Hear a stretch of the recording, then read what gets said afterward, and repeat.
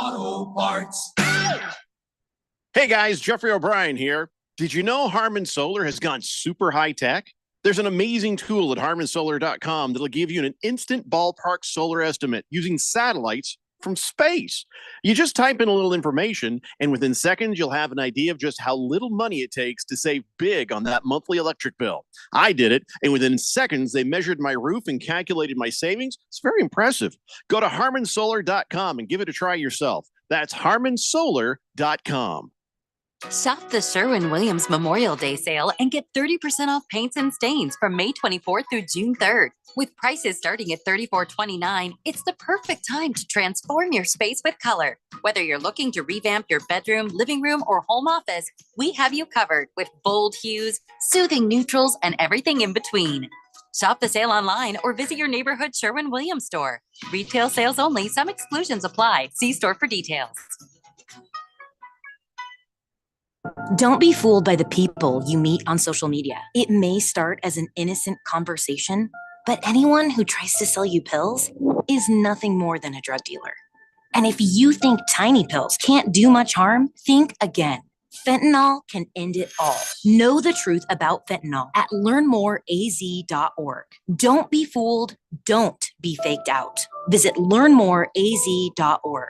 This message is sponsored by the Substance Abuse Coalition Leaders of Arizona. Going to college and not acquiring debt is possible with the help of the U.S. Army. You'll be able to choose the career you want and receive help to pay for your full tuition. There are also reimbursements for student loans and GI Bill benefits. In the U.S. Army, your mission will be to learn. Learn how you can be all you can be at goarmy.com/AIA Sports. That's goarmy.com/AIA Sports. Hey guys, Jeffrey O'Brien here. Did you know Harman Solar has gone super high tech? There's an amazing tool at harmansolar.com that'll give you an instant ballpark solar estimate using satellites from space. You just type in a little information, and within seconds, you'll have an idea of just how little money it takes to save big on that monthly electric bill. I did it, and within seconds, they measured my roof and calculated my savings. It's very impressive. Go to harmansolar.com and give it a try yourself. That's harmansolar.com. KQFN Tempe. Also transmitting on K25CD Phoenix at 99.3 FM and K24EU Fowler Hills at 95.9 FM. Live from the Harman Solar Studios in Scottsdale. 1580 and 99.3 The Fanatic. All right, people, settle down. Because it's time. Time for what? Showtime. When does it start? Right now. 3, 2, 1. Let's get on with the show. Let's do it.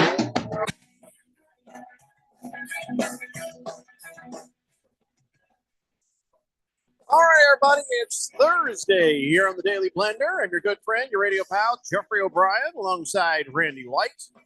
Got Keon Rose in the control room, and you guys are on the Fanatic text line, 888-368-1580, as we broadcast live in the Harman Solar Studios in Scottsdale, and it's kind of weird.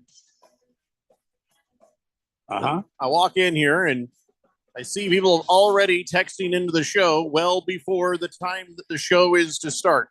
Okay. Why is that weird? I'll never get used to it. Yeah, King of Kittens texted in at 11:48 a.m.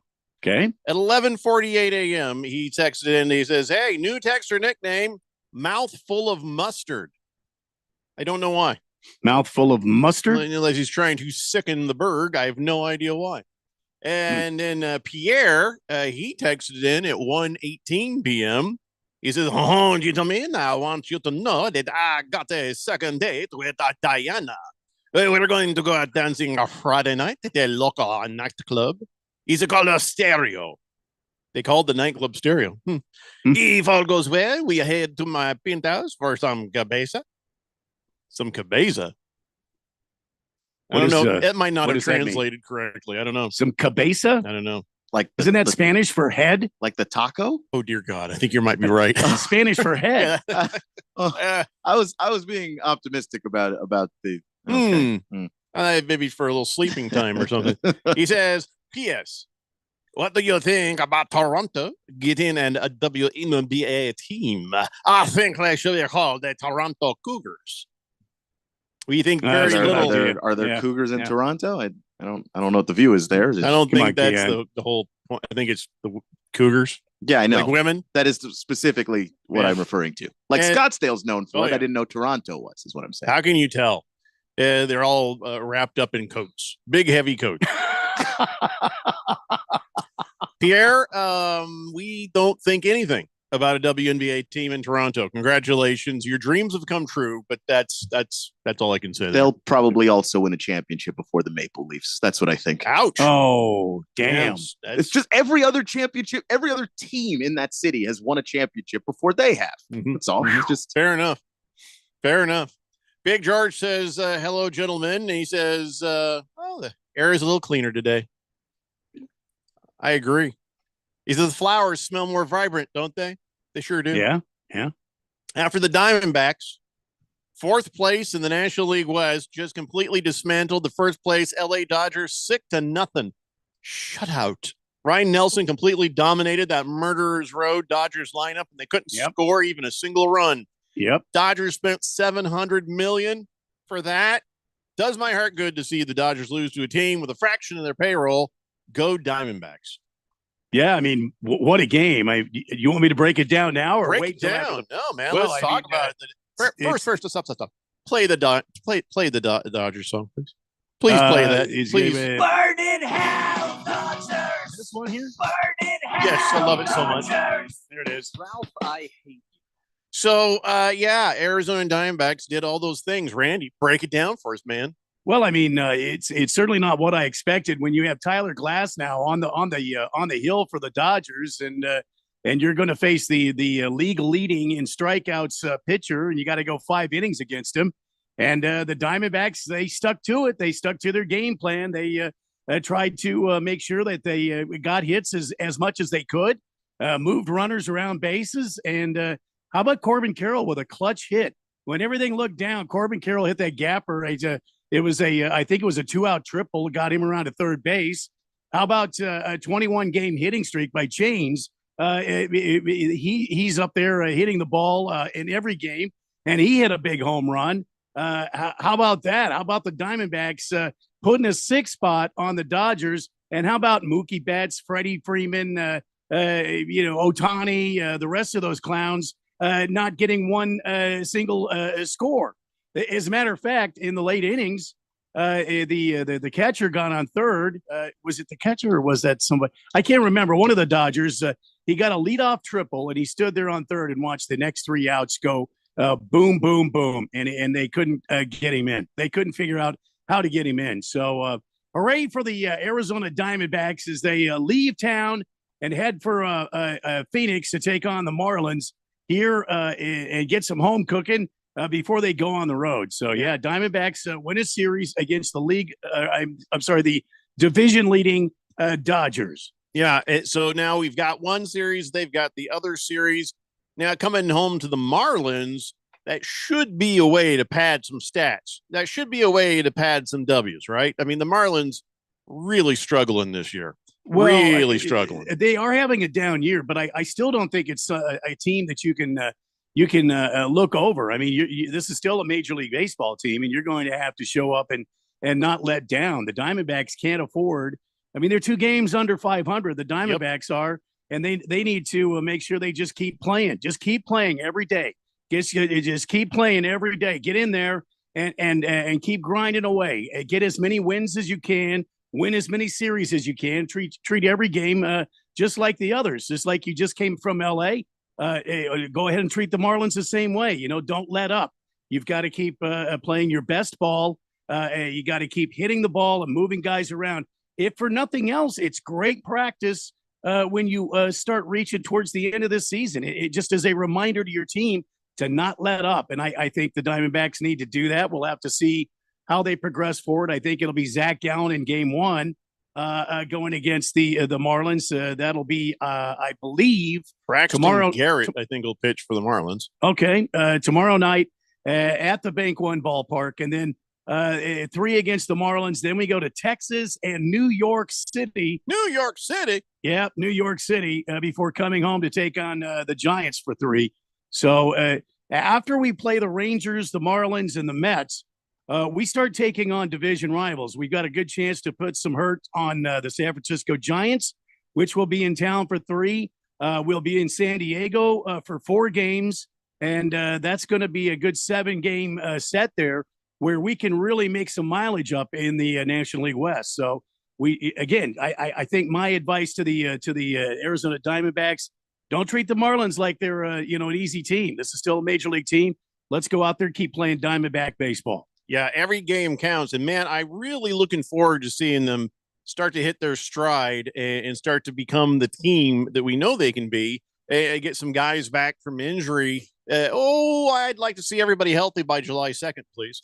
July 2nd is when they play the Dodgers again. And I would just like to see, Diamondbacks in full motion when they hit the Dodgers. I'd like to see them sweep them. Well, I think everybody is a Diamondbacks fan would like to see that happen as well. And I'd like to see a sweep as well. I'd like to see us really put a hurt on the Dodgers this year. Every time the Dodgers lose to the Diamondbacks, I'm with George. How's that $7.25 billion payroll going for you?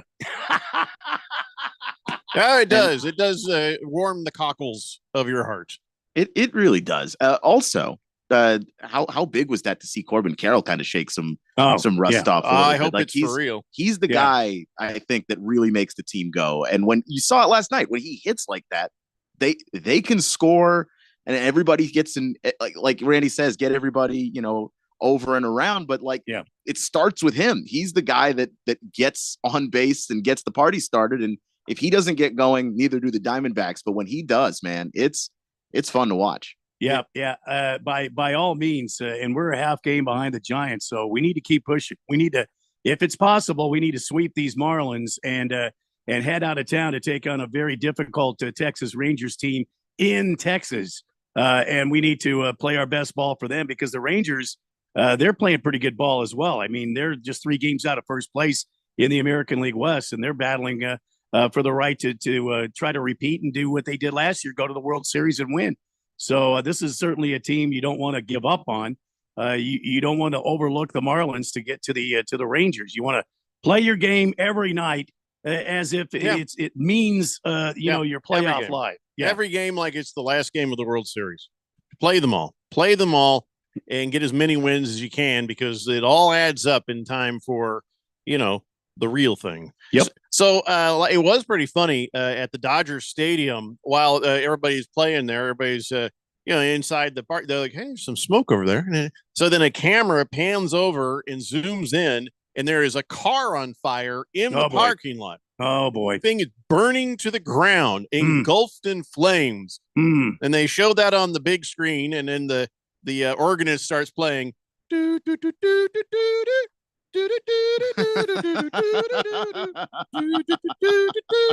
Like, that's awesome. Good for him. Nicely done. I think the organist should have played Burn in Hell, Dodgers. I mean, to me, that's the one they should have played. I don't think the Dodgers organist is going to play that.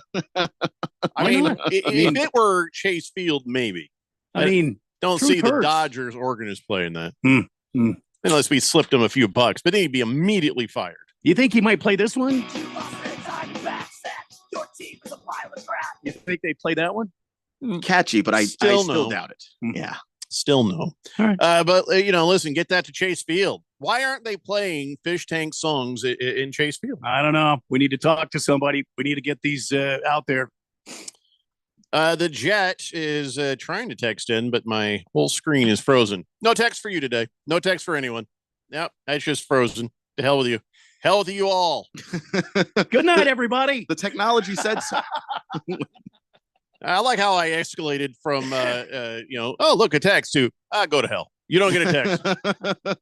The Jet says, we don't want to play like it's the last game of the World Series. We got our asses kicked in the last game of the World Series. Shut up, Jet. You know what I mean. I mean. The intensity of, not the like result a kid does of. in the yard, Yeah, I think all that we're trying to say is don't overlook the Marlins. Don't get ahead of yourself because you just took down the division-leading Dodgers. Come home and treat this game as if you're playing the Dodgers or any other team that is doing really well. Don't come out there and overlook the Marlins. Big Jake says, of course, we'd love to watch the Snakes win games, except they're not on TV. Well, they're on TV, Jake. You just Well, have Jake, to. they're not on over-the-air TV. They're They're on I rich mean, people TV for us. Well, I mean, you're. If you get the Fubo, you can watch the Diamondbacks. I don't. If you get the Direct TV, you can watch the Diamondbacks. Not sure where else. Yeah, they're only on cable, but at least you don't have to pay an extra subscription to Bally Sports to watch the Diamondbacks. See what I'm saying? Pinocchio says, congratulations on the Cabeza, Pierre. Mhm. Oh, I know. That's We better be talking about the Well, I did. the meat inside of a taco. We better. I don't think they call meat in a taco cabeza. No. Well, That's if carne asada. no, there's a cabeza. Or pollo. It's from the cheek of the cow. It's called cabeza. Oh, that sounds gross as hell. It's That delicious. sounds worse than what we're trying to allude to. He's going to take her it's home not- after a nice dinner. Give her some cheek of a cow. some cow cheek. It's Hey, delicious honey. meat. How about a little cow cheek, baby? All right. Well, yeah, that's why you What say do you cabeza. say if we go to my if you just- penthouse It's for my birthday. some cabeza. Tell her it's your birthday, then she pretty much has to. Okay, I don't know that that's how that works, but No, if you want some cow cheek, uh-huh. I don't know what you think I'm talking about. Filthy filth. Filth. BBL Drizzy here. He says, just want you to know that I am still listening to the show even after I've returned to Canada. You're better than the hosers on any sports station in Canada. Wow. See, he spelled it with a Z. Did Hoser they spell hoser with a Z? I don't know. Canadian. That's that they can do their own thing. Yeah, I it's none guess. of my business. Yeah. Right. Big Jake says you got to pay for a subscription or Major League Baseball package. Randy, it just laid out for you how to get it. I don't know what else we can do for it. I watch it for free. Well, not for free. I mean, I pay for Fubo, and I don't have to pay any other subscription because they have a specific channel that they're on Fubo and on Direct TV. I know if you go to the website, you could probably, or if you Google how to watch the Diamondbacks in Phoenix, you can find out that way. The Jet says, Keon, it's not cheap meat, it's head meat. And it's really good. I will never have it personally. That's why they call it I ain't doing that. cabeza. Pierre says, I am sorry for inserting the Spanish word into my sentence, but Diana really turns me on. I'm happy for you, Arizona sports fans. I cannot wait to see what your sons do with the Budenholzer as the coach. Thanks, Pierre. Appreciate it. There's almost a little Swedish chef there. Well, Well, it's Budenholzer. It just translates. Yeah, well, I could see one. Yeah. Big Jake says snakes are not available on cable or satellite. That's my gripe. Well, they are though, Jake. they're at least on satellite, maybe not cable. They are, Jake. Fourth Dimension, help us out here. Big Jake thinks the Diamondbacks. I just watched them last night on Fubo. They're on Fubo, and I didn't have to pay extra for it. You get the Fubo and you get the Diamondbacks. Yeah, but that's not cable and that's not satellite. No, it's streaming. But you don't have to pay for it. But Jake is mad about it not being on cable or satellite. Oh, Or- okay. Yeah, it's just if it's All right. not behind a paywall, Yeah. you can Yeah.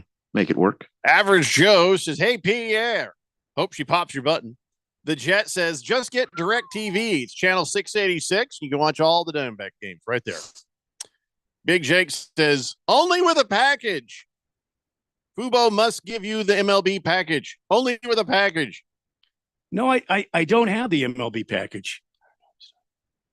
I don't have. I swear to you, I do not have. I stream the games live on Fubo every time they're on. 4129, a new texter on the text line says, the Diamondbacks are on Cox Cable Channel 34. There you go.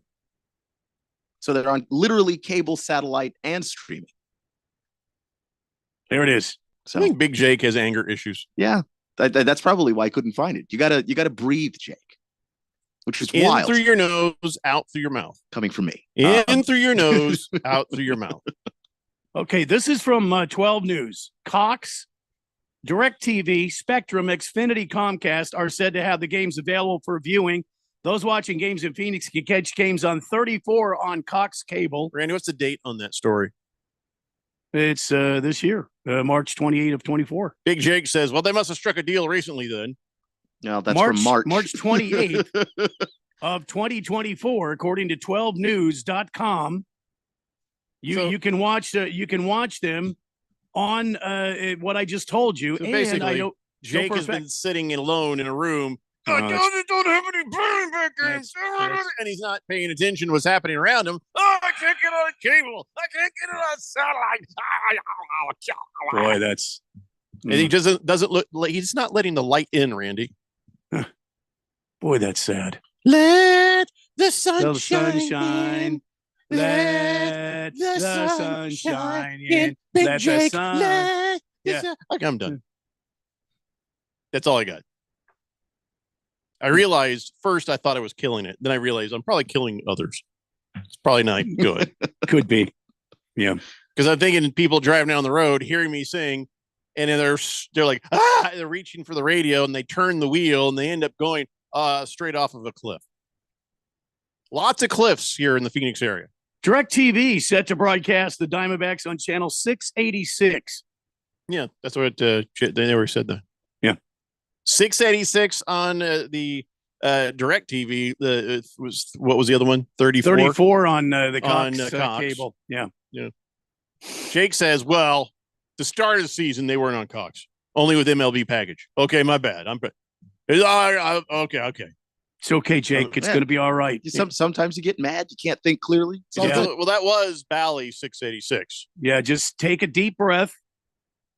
And then proceed to get whatever streaming service you want, or Cox Cable, or a DirecTV, and then you can watch your beloved Diamondbacks just as your friend Randy does. Because I had the same gripe before this season. It took me a long time to figure out where the hell they were on. The Jet says, "I bet Big Jake is sitting there listening to it on the old AM radio, like a tube radio." Well, that's awesome, though. That would be awesome. Yeah. Except the governor's not on anymore. It's some young kid on there now. I don't even know what you're talking about anymore. The governor, Greg Schulte, is no longer calling the games. He retired. Mm-hmm. And now they got this guy. I don't know who it is. Chip. He's calling the game. This is just Chip. We'll call him Chip. Maybe. Yeah, I don't care. Let's take a break. When we come back, now we've sorted all that out for Big Jake with anger issues. I might change it to Angry Jake from Big Jake, because it seems like he's always angry about something, doesn't it? Whatever the last couple of days, it's been nothing but rage. Well, that's been my entire experience with him. You know, you guys picked him up when I was gone. I don't even know. Just everything about Big Jake is mad all the time. He wasn't mad the first day that he joined us. Jake, why are you so angry all the time? Well, I couldn't watch the Diamondbacks. I mean, it's obvious, guys. Well, I guess maybe that'll chill him out a little bit. He's got his Diamondbacks. Relax a little. Listen, good things have happened. All right, the Diamondbacks beat the Dodgers and took the series. Things are looking up. I mean, if Corbin Carroll can start to find his way against one of the best teams in baseball, well, then by God, he can find his way going forward against other teams, right? I mean, there you go. There you go. All right, must take break. Come back, do things. Daily Blender here on 1580, The Fanatic. This is Brent Musburger's Action Update on 1580 and 99.3, The Fanatic. Get insights into the sports betting market with VSiN's betting splits. See where the money is and keep updated on how the market is reacting. Only at VSIN.com. Now, here are the latest lines from my guys in the desert. The Indianapolis 500 will be run on Thursday at the Brickyard. Scott McLaughlin, who is sitting on pole position for Team Penske, is the betting favorite at plus 450. Joseph Newgarden, who is the defending champion, also with Team Penske, plus 550. Kyle Larson, the NASCAR Cup driver, trying to complete the double, both the Indy 500 and the Coca-Cola 600 in the same day. Starting in fifth position, he is a plus 650 to capture the Brickyard. Will Power also plus 650. Pato O'Ward and Alexander Rossi are both at plus 1,000. I'm Tony Desiri with your VSiN Action Update on 1580 and 99.3 The Fanatic. Not to brag, but Progressive's Name Your Price tool is mankind's greatest tool ever. even better than the wheel. Sure, without the wheel, we wouldn't have modern transportation or funny videos of dogs riding skateboards. But without the Name Your Price tool, we wouldn't have easy access to auto insurance options based on our budget. And, well, cars do need wheels. They also need insurance, and insurance never goes flat. Learn more about the greatest tool ever, the Name Your Price tool at Progressive.com. Progressive Casualty Insurance Company and Affiliates. Price and coverage match limited by state law. Not available in all states. Hey, John, why so glum? I just got let go. The company's downsizing. This is the third time in the last 2 years. I'm done with this. Have you thought about My Computer Career? I've heard they can train you for a career in IT in just a few months, including cybersecurity and the basics of AI. And you don't need prior training or experience. Now that's a recession-resistant career. Wow, thanks. I'll check them out. Go to mycomputercareer.edu and take the free career evaluation. mycomputercareer.edu. Financial aid is available for qualified students, including the GI Bill. What's up, everybody? Nick Costos here, host of You Better You Bet, reminding you to check out the show. Now, why should you check out You Better You Bet? Because we bring you the most fun. We bring you the most insightful, the most entertaining show in the wagertainment world. From up-to-the-minute breakdowns of backdoor covers, bad beats, and the cheers and tears that come alongside them. Plus, you'll get the best betting analysis anywhere from myself, Ken Barkley, and some of the best minds in the sports wagering world. So tune in weekdays, noon to 3 on Arizona Sports Betting Station, 1580 and 99.3, The Fanatic.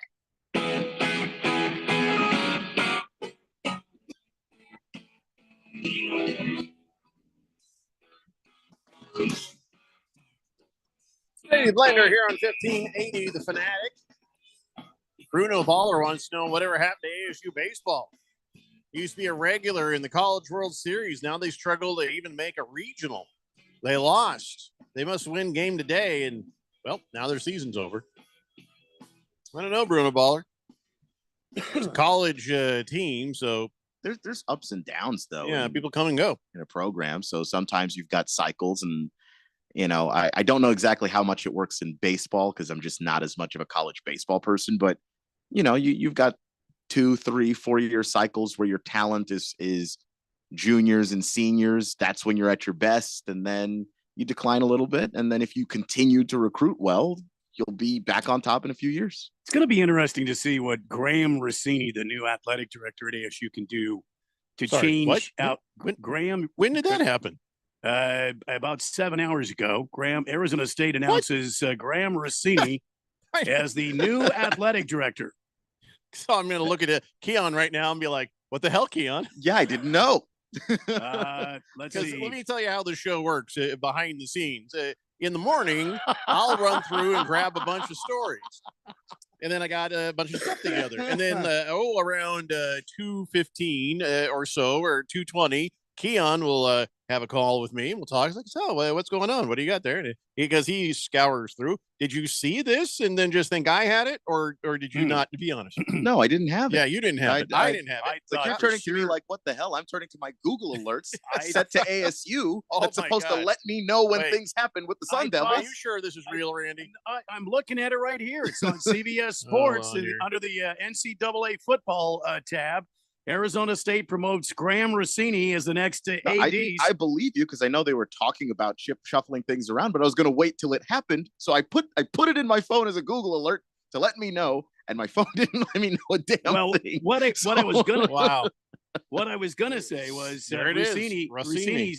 He spent 13 years with the Diamondbacks as a vice president of special projects, and his background is fundraising. So it's going to be interesting to see how he deals with athletic issues, being that he's a fundraising guy. I don't know how this is going to help ASU. I'll be honest with you, man. You do need to raise funds. Like good athletic directors do. But don't you need to have relationships in the sports world to help with the coaching situations and some other kinds of situations? That's my point right there. Isn't it more than just trying to go out hat in hand and bring in the money? Yeah, but there's more levels to it. It's not that the athletic director does all of that by themselves. They have a staff of people, and you have specialties. Like in the same way that if you're a head coach on a team and you're either an offensive minded or a defensive minded coach, you might hire other people to help you with more offense if you're more defensive minded. If you're more fundraising minded, you can still have those connections. It just won't be your connection specifically. People make this work all the time. It's not crazy. He went to ASU. That's why. Yeah, well, he is an ASU alum, yes. That's the only reason. But like it says here in this article at CBSSports.com that he was with the Diamondbacks for 13 years. Mm-hmm. That'll help. Yeah, I don't know. How's that going to help? I don't know.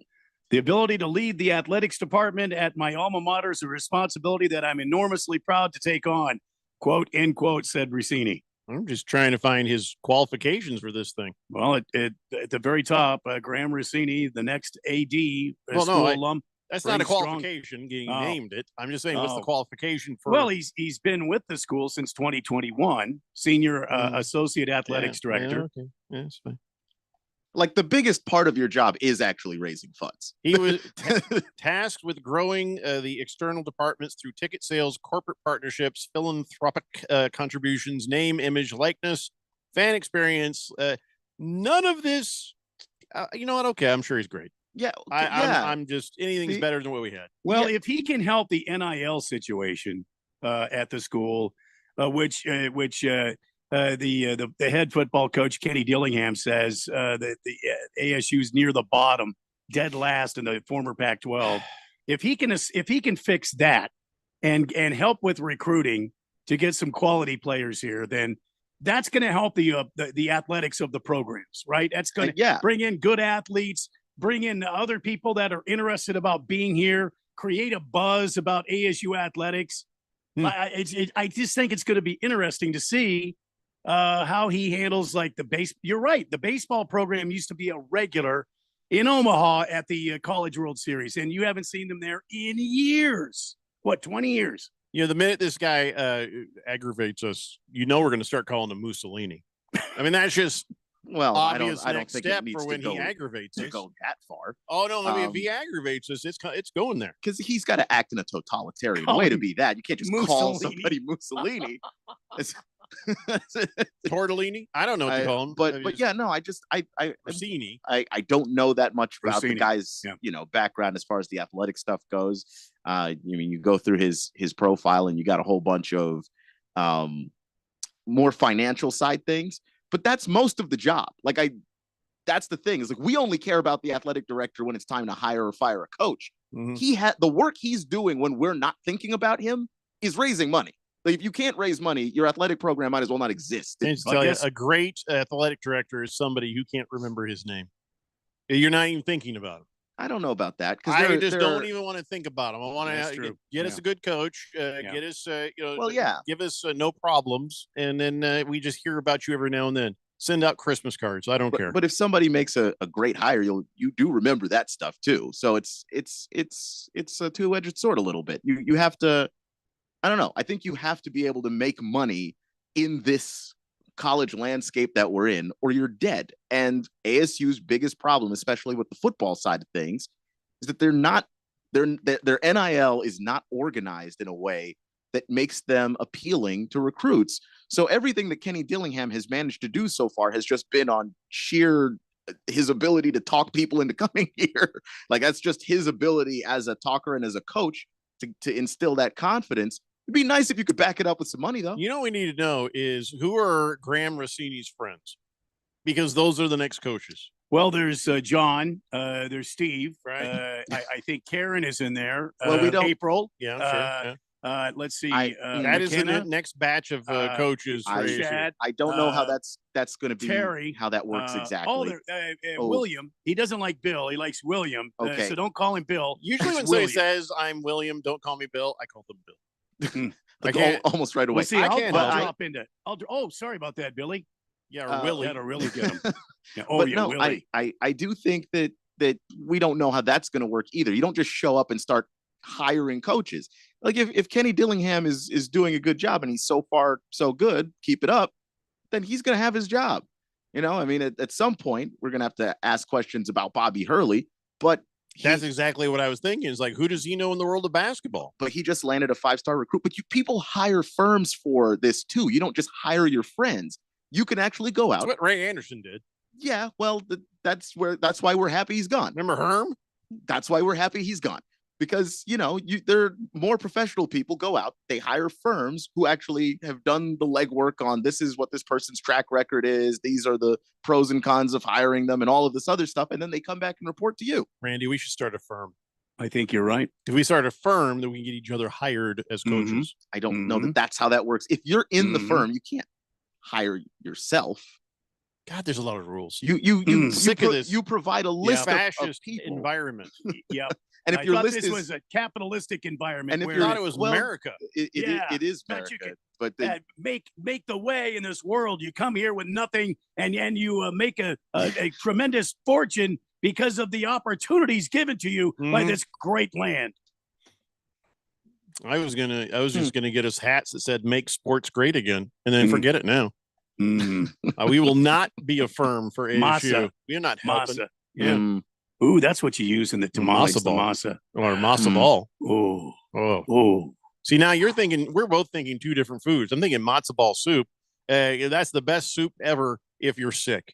If you've got a cold, you just get some matzo ball soup and you put a bunch of pepper in it, and bam, you're cured. Well, I mean, you're cured. I haven't tried that, but I will tell you this. Miss Kim makes the greatest homemade Italian chicken soup ever, and that has cured me on several occasions. I bet that's very much related to matzo ball soup. Could be. It's just it's the same thing, just no ball. But I mean, make a sports great again. Yes. That's more like MSGA, isn't it? It's oh, they always say no MSG. Okay, it was no a MSG. failed attempt. Our marketing department's got to be fired now. Our firm is falling apart, Randy. All right, marketing department's going to be fired, and we're going to have to change our brand. Jeez, now what? Thunder Snow says Mussolini will run the ASU athletic department with an iron fist. I hope he does. He really doesn't have to. I don't know that that's a great way to run an athletic department. Stop calling him that. That guy is a really bad person. Yeah, we're not calling Rossini Mussolini until he pisses us off. Well, even afterwards, that's still just a really awful thing to call somebody. Yeah. Like if you were to rank some of the worst human beings to ever have lived. What's the alternative? His name. Well, I know we call him that until he pisses us off. Then we call him something else. Then you call him his name and say that he pisses you off. I really like Mussolini for this. Randy. You really Mussolini. shouldn't do that. Oh, yeah. That it's just like he's one of the 5 worst human beings to ever have lived. That's just it's called to order here. Depends. Mussolini. Everybody in pals favor with of Hitler. Mussolini. Mussolini. You haven't met my ex-wives. Okay, well, they're probably. I'm saying 10, maybe 10 in the top 10. I seriously doubt that. You have not met him. I'm just saying. All the Axis power leaders. Okay. Well, I had the X's power leaders here. I don't. You start to just saying those are the worst till you've met the worst. I'm just saying. He killed hundreds of people. Hurt my feelings. Okay. Big Jake says, hope it does ASU hockey secure the funds to hire top recruits. This sentence fell apart. But we can't find any cash for football, basketball here in a new money lucrative market. He said, how does ASU get those funds? Well, I think that's like we've been discussing here, Big Jake. I think that Graham Rossini is the new AD for ASU. That's like the priority of his job is fundraising to square away and organize this NIL program at ASU to help our sports programs be able to recruit and get some top tier talent here. I mean, Kenny Dillingham said, I already said this, that he felt like ASU's NIL program was dead last in the former Pac-12. So it'll be interesting to see how he handles things like the baseball program, for example, and making that great again, making our football program relevant and bringing some high recruits here, getting our basketball program squared away. It's going to be a tough task. It can't all come down to just money or fundraising.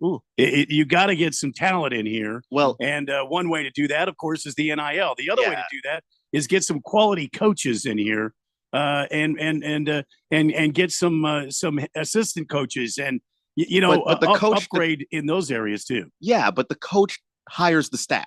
Like the recruiting is up to the coach. Once you get the coach, you have to let him work. You can't micromanage him. If they don't, well, of course, I'm not saying micromanage. I'm talking about alluring some top talent, alluring some top head coaching guys in here. I think that Kenny Dillingham hasn't had a chance with his football program yet. And he's been in a lame duck organization ever since Ray Anderson decided that he wasn't going to be the AD anymore. Wait a second. Did you say his first name was Graham?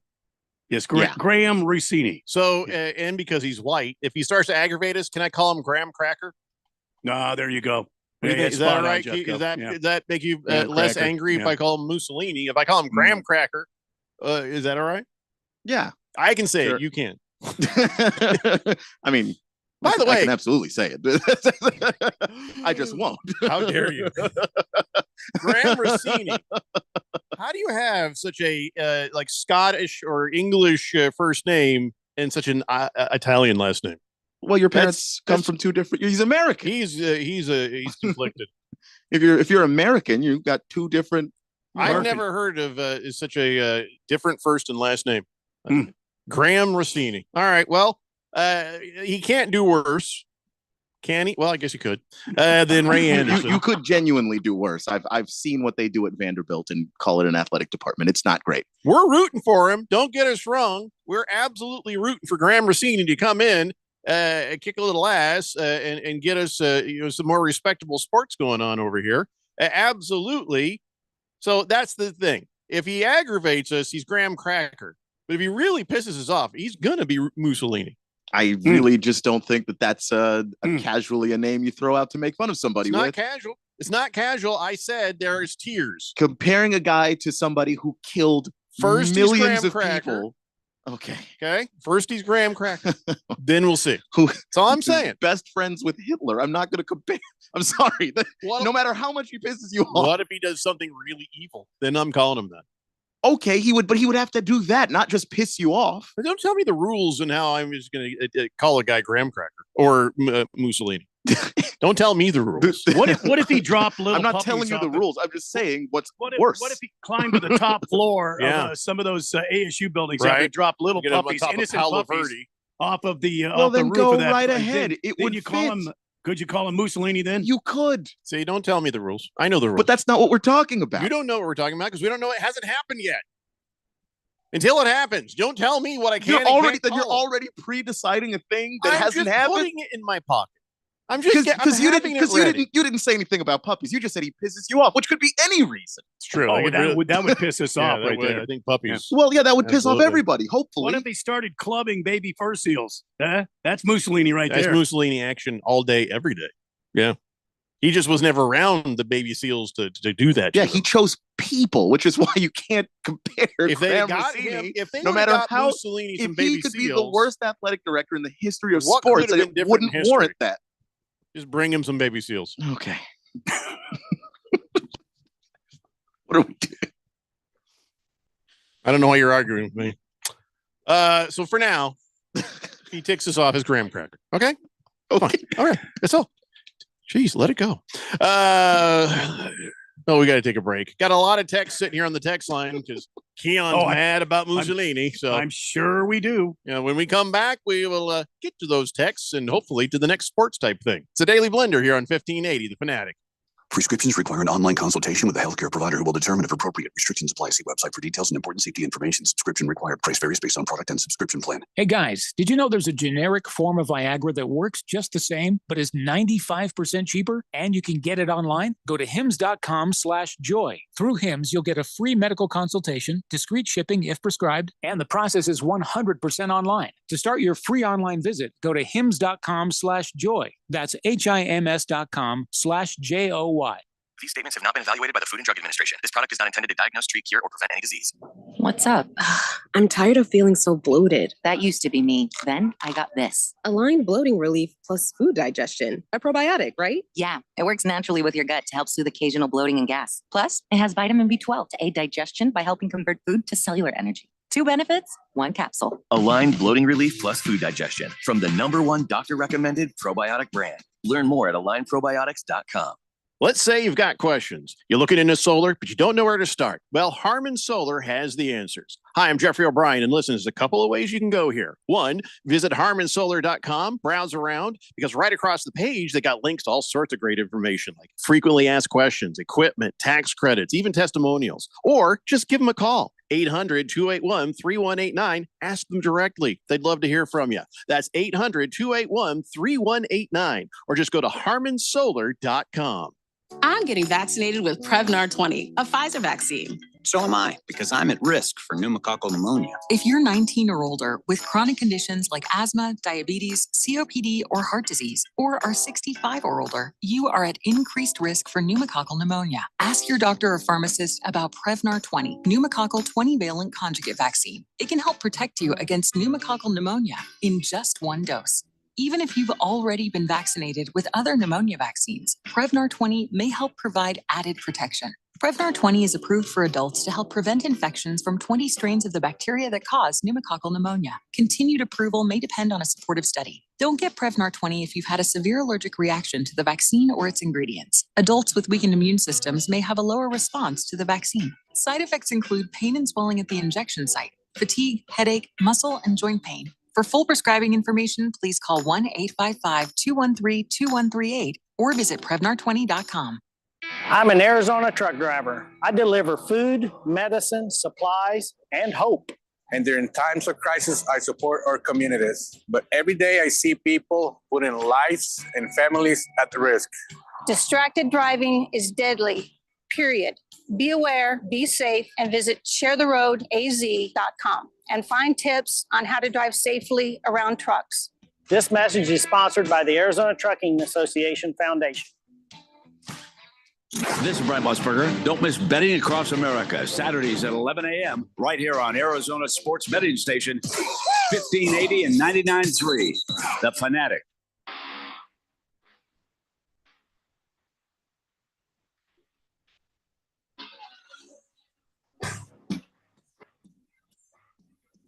Today, Blender here on 1580, The Fanatic.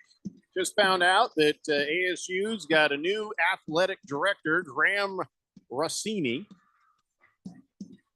The Jet says Graham spent 13 years with the Diamondbacks, and then he's been with ASU the last couple of years. I'm guessing he's going to have a special part with the ASU baseball team. Well, no, in the capacity of the jobs he's had, just because he's worked for the team doesn't mean he knows anything about baseball specifically. You know, that was where he worked, you know. I don't know that he knows the ins and outs of baseball, but he does know how to do fundraising. He does know how to get corporate sponsors involved. He knows how to get stadiums named, and he knows how to raise, all sorts of philanthropic donations. And that's what ASU is known for, getting people involved in the university. Hold on, right? Donnie, philanthropic means like charitable, doing nice things. Sorry, go ahead. About that. Yeah. You told me you're about using that. big words. I am so sorry. Anyway, and so this is going to be, I think, a good opportunity for him to kind of freshen the look at ASU as far as the financial things go. NIL, organizing that program, because we all know that's a big part of it now. The athletes are going to be paid, and I personally think, and I don't know, maybe Keon disagrees with me, but I personally think they're going to become employees of the university after a while, or at least subcontractors, working in conjunction with the university so that they can get paid even more. I mean, I think that's a big part of his job now. And as far as hiring new coaching candidates, I think he starts with me personally. I think he starts with the ASU baseball team. I tuned out the minute you said conjunction, because then all I can think is conjunction. What's your function? Yeah, I'm sorry, it's stuck in my head now. What were we talking about? Oh, Graham Rossini. Graham Rossini. Thank you. Yeah, there we go. Wilbur throwing some Arizona hate on us. When it takes you 6 months to hire an athletic director, need I say more? Hey, Wilbur, he might be great for all we know. $200 million is missing. Can you get a? Do you know where it is? You say nothing until you find your missing $1 million. You have angry students down at U Arizona asking where their tuition money meant. When maybe you sort that out before you start looking at other people's yards. Go ahead and clean that up, Wilbur, and then we'll listen to you complain about ASU. We'll get back to you. Yeah. Average Joe says Rossini gave a statement 7 hours ago. I take back my whole Keon needs a raise text from yesterday. I thought you guys knew. I'm sorry. No. I'm sorry. Yeah, so 7 hours ago was this morning. I mean, he's looking at what he's doing. He's putting the blame right on me. Oh, Jesus. Really? At 8 a.m. So this thing went down at 8 a.m. Yeah. Sorry, I had other things to do. Like your job? Okay. Yeah. Yes, actually. This is not the only part of my job. I don't know. I didn't see any stories pop up. I can't even be mad about it. I didn't see anything. And I didn't see it on Twitter either. So all you people on Twitter failed. This is really this is actually one of the big things that would happen, and then you'd get a nice long lengthy text from Big George. Well. ASU has hired a new athletic director named Graham Rossini. Nothing. Can I just say, this might be the most boring white guy they've ever hired to anything ever. We are just now finding out about it, and it happened 8 hours ago. Could be good. Like I know that they were ready to name the new athletic director, but I just didn't get the alert for when that happened. Oily Stool says, interesting hire by ASU. Sounds like he might be a puppet for ASU President Michael Crow. Not much experience as an athletic director. He's been working at the school. He was an associate athletic director. Yeah, he was on the staff. So it's not like he has zero experience in the building. They didn't just hire some guy from an ASU department that had nothing to do with this to be the athletic director.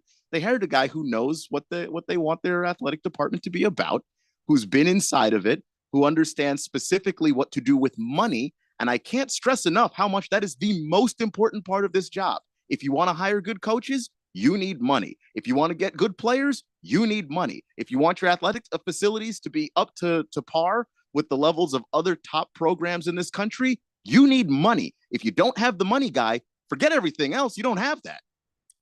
BBL Drizzy says, hey, Keon, here are 10 people worse than Mussolini.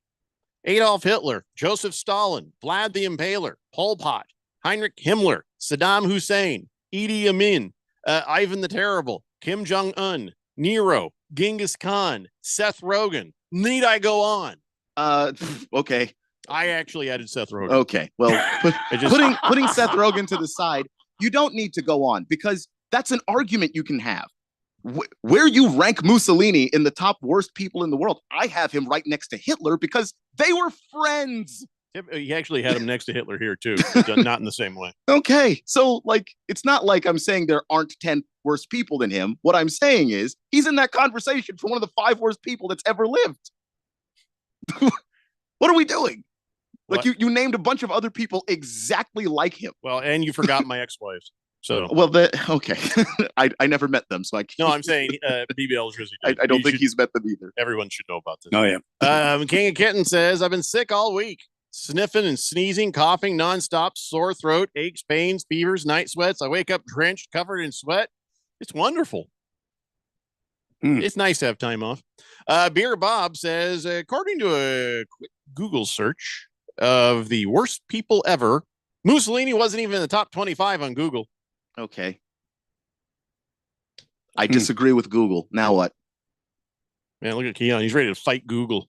They don't have to fight Google. Who's the guy that is Google's ranking of the worst? What is their metric for this? I'm sorry. This is silly. Who's the guy that types Google? Who's the guy who writes the Google? I believe that's Fred Google. If Keon wants to fight Fred Google in the street, bare knuckles, let's go. No rules. Let's fight Fred Google. Keon's gonna kick Fred Google's ass. I hate to break it to you. Fred Google's not a guy. That's not a person. Pretty sure it is. You shouldn't be trying to fight a woman.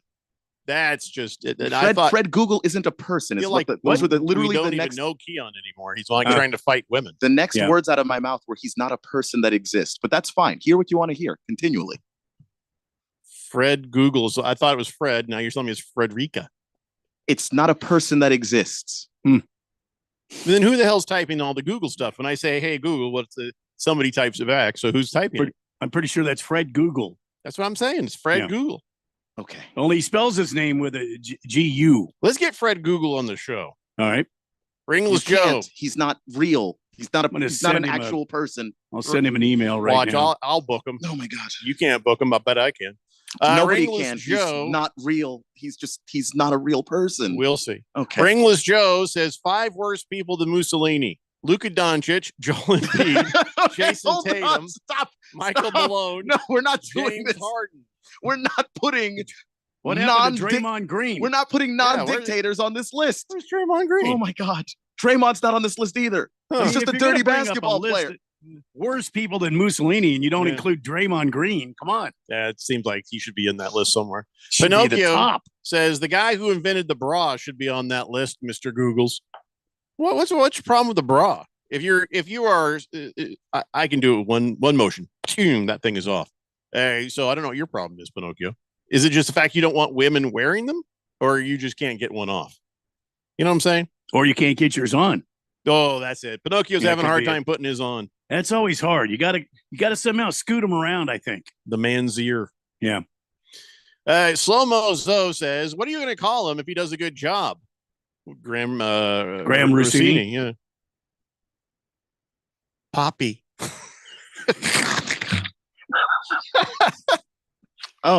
Oh, Poppy. Didn't realize that was an option on the table.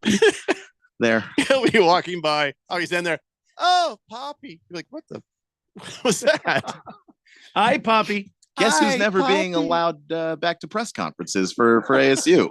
Oh, look, it's 1580 the Fanatic. Oh, darn. Oh, man. Are we really hurt over that? Mm-hmm.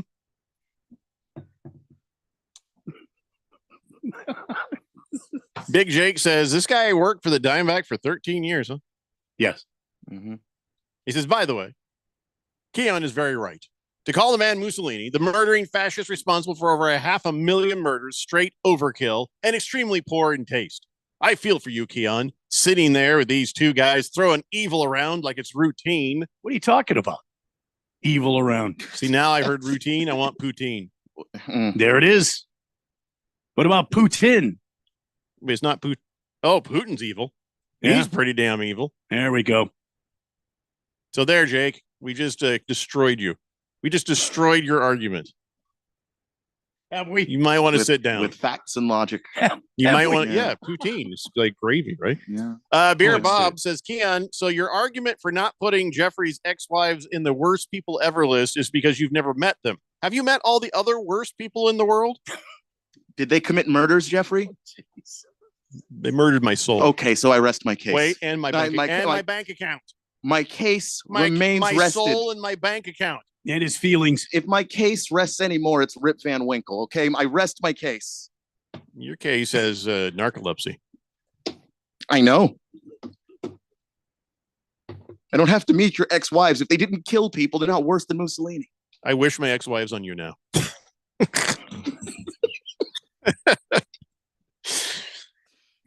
I don't Moistlin, think we hang in the same circles. I don't know if that's going to work. Moistlin says, can you clip that Poppy audio and send it to me? No, Jesus Christ, don't do that. No, not a. I don't want to assist In whatever order to Moistlin's trying to clip do. it, I'd have to hear it again, and I'd rather not. Bruno Baller says, Dr. Evil from Austin Powers. And there it is. If he were real, perhaps the most evil person on the planet, Dr. Evil. Not real His good name at is it, Evil. but not, yeah. Average Joe says, I bet Keon thinks Siri isn't a real person too. Siri is not a real person. He says, you probably think the earth is flat. The earth is round. It's very round, but Siri's not a real person. Those are So unrelated you're half things. right, Average Joe. You're half right. Actually, Siri is a real person. My name is Keon. It's no, not. there's a it's woman not who voiced the Siri, and Siri. she, It's not she made- Kyrie She made money for it. Irving. Yeah, she made money for it, but she's not Siri. She's Siri. She's not. She voiced Siri. She's totally Siri. Okay. How can you not be Siri if you voice Siri? Her and Fred Google should have babies. I think How they're can you not related. be Superman if you voice Superman in a cartoon? Like, what are you saying right now? What is going on? Well, that guy's dead. So I think Siri was There's a Superman cartoon on TV right now. Oh, is Wasn't the Yes. gal who played Siri? Wasn't she on one of the sitcoms? Wasn't it like Big Bang Theory? But she isn't Siri don't know. herself. I think so. Okay. Oh Is no, it? she's Siri. I thought she was British. Okay. I thought she was British. Big George says, I saw it and I didn't say anything about it because I'm so upset about the hire. Just another lackey of Michael Crow. A yes man that'll do whatever Crow says. Big George, They could cite- hire Gandhi and it wouldn't make a difference till Michael Crow is gone. Cite your sources, Big George. How do you know any of this? Big George, what if they hired Mussolini? I bet some stuff will get done. And Saying. 500,000 people would be dead, so there's that. Hopefully in Tucson. We're going abroad for the first time in years to Spain. So we started using Babbel. And started learning Spanish fast. With Babbel, you can start having conversations in another language in just 3 weeks. ¿Cómo te llamas? ¿Cómo te llamas? When you learn a language, you want to actually use it. Babbel is designed with that goal in mind. In just 3 weeks, we're starting to have conversations in Spanish. Gracias, Babbel. Babbel, language for life. Now try Babbel for free at Babbel.com. That's BABBEL.com. I'm getting vaccinated with Prevnar 20, a Pfizer vaccine. So am I, because I'm at risk for pneumococcal pneumonia. If you're 19 or older with chronic conditions like asthma, diabetes, COPD, or heart disease, or are 65 or older, you are at increased risk for pneumococcal pneumonia. Ask your doctor or pharmacist about Prevnar 20, pneumococcal 20-valent conjugate vaccine. It can help protect you against pneumococcal pneumonia in just one dose. Even if you've already been vaccinated with other pneumonia vaccines, Prevnar 20 may help provide added protection. Prevnar 20 is approved for adults to help prevent infections from 20 strains of the bacteria that cause pneumococcal pneumonia. Continued approval may depend on a supportive study. Don't get Prevnar 20 if you've had a severe allergic reaction to the vaccine or its ingredients. Adults with weakened immune systems may have a lower response to the vaccine. Side effects include pain and swelling at the injection site, fatigue, headache, muscle, and joint pain. For full prescribing information, please call 1-855-213-2138 or visit Prevnar20.com. Hey everybody, it's Mark Asher, and I am with the one and only Josh Garcia with the Miracle Mile Deli, who are celebrating something that's pretty unique. 75 years in business. Hi, Josh. Hi, Mark. Thank you. The Miracle Mile family would like to thank you and the hundreds of thousands of people that have visited Miracle Mile Deli since our family restaurant started here in the Valley in 1949. It's been a privilege and an honor to serve generations of families across the Valley over the last 7 decades. We are extremely grateful to be celebrating our 75th anniversary in 2024. We cordially invite you to visit our Phoenix location on 16th Street in Campbell to celebrate our 75th anniversary throughout the year. We consider ourselves so lucky to be able to be a part of the Valley community and know that we wouldn't be here without our loyal Miracle Mile patrons and team members. So from our family to yours, thank you for allowing us to serve you over the last 75 years. And we look forward to continuing the Miracle Mile tradition with you for many more years to come. For more information, visit miraclemiledeli.com. Memorial Day deals are here at Lowe's. Right now, save big on Scott's Naturescapes mulch. Get 5 bags for just $10. And there's more. Get up to 40% off. Plus, save an extra $50 on every $500 you spend on select major appliances. These deals are selling fast, so start shopping now. Lowe's knows summer savings. Valid through 5/29. Mulch excludes Alaska and Hawaii. Appliance savings vary based on purchase. See Lowe's.com for details. Selection varies by location. While supplies last. KQFN Tempe. Also transmitting on K25CD Phoenix at 99.3 FM and K24EU Fountain Hills at 95.9 FM. All right, people, settle down. Because it's time. What? Showtime. When does it start? Right now. 3, 2, 1. Let's get on with the show. Let's do it.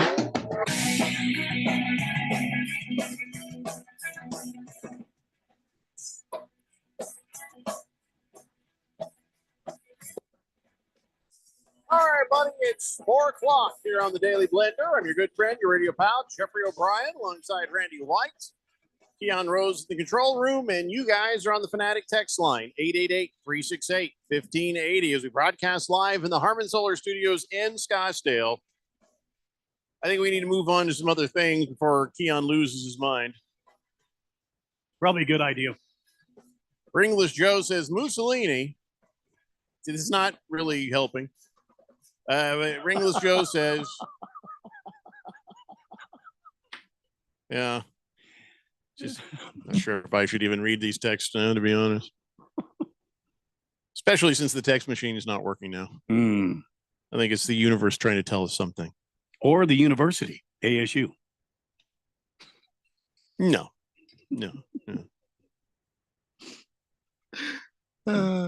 This sucks when my technology breaks. It really does. Hey, let's do a little man talk here for a moment while the thing brings itself back. Some important things to note. I would declare Deadpool and Wolverine a man movie. That's going to be a fun man movie, and it has already just set records. Tickets for Deadpool and Wolverine went on sale Monday and has set the record for the most first day advance ticket sales for an R-rated movie. Oh, that's nice. So about 200,000 people bought tickets on the Fandango or on AMC. And there's no official amount released, but they're saying it's between 8 million and 9 million already. The movie don't come out until July 26. Why are you? I don't even know. How do you even know what you're going to be doing on July 26?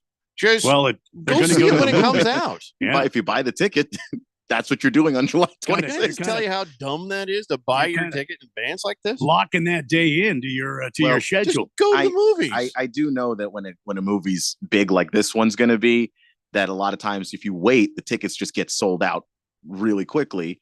And people want to be there that first week, be able to talk about it, all that stuff. But not for me, but I'll show up when I can sit in the middle, but towards the top of the theater. That's when I'll see the movie. Sit in the middle, towards the top. That's where I sit. Right? I mean, everybody, that's where you want to sit, right? Yeah. Where do you sit, Randy? I sit in the middle, right, just the first row above the, that walkway in the middle there. Oh, you like to be down towards the front? No, about halfway through the theater. Mm-hmm. I don't like to be up where people can stand up or you hear people whispering. I like to be on that walkway. I like to be all the way. Like I want to hear the projector behind me when it gets quiet. There you go. Well, it's not bad. Those are not bad seats. How about you, Keon? No, when you're watching a movie about Mussolini, where do you like to sit? Hopefully not. Unless it's a movie about Mussolini dying. It's like a comedy, but go ahead. It's a Mussolini comedy. That Death of Stalin movie was actually pretty funny. No, the where you like to sit actually, the back middle, just kind of, I don't know. It feels nice with all the sound there. Oh yeah. So I like about Harkins. Harkins, you can you pay for the actual seat. You're not just randomly searching for a place to sit in the dark. You are actually buying a numbered seat, so you can get exactly the seat you want if you order it online. It's brilliant. Yeah, they didn't have the Harkins back east. This is nice.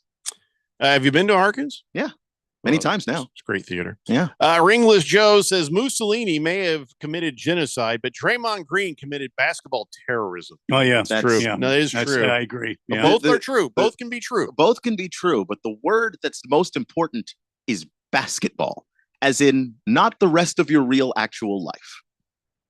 I don't understand what he's saying. Draymond Green has not killed anybody. Not getting it. That you know of. He's tried, but he hasn't actually done it. Choked the crap out of Nurkic a couple of times. Oh, yeah.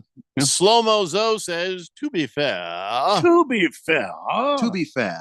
Keon, Mussolini never really physically killed anybody directly. Like, he didn't kill them. Yeah, so Kim Jong-un, he's like not directly oppressing anybody. So he just like specifically, what are you talking about, man?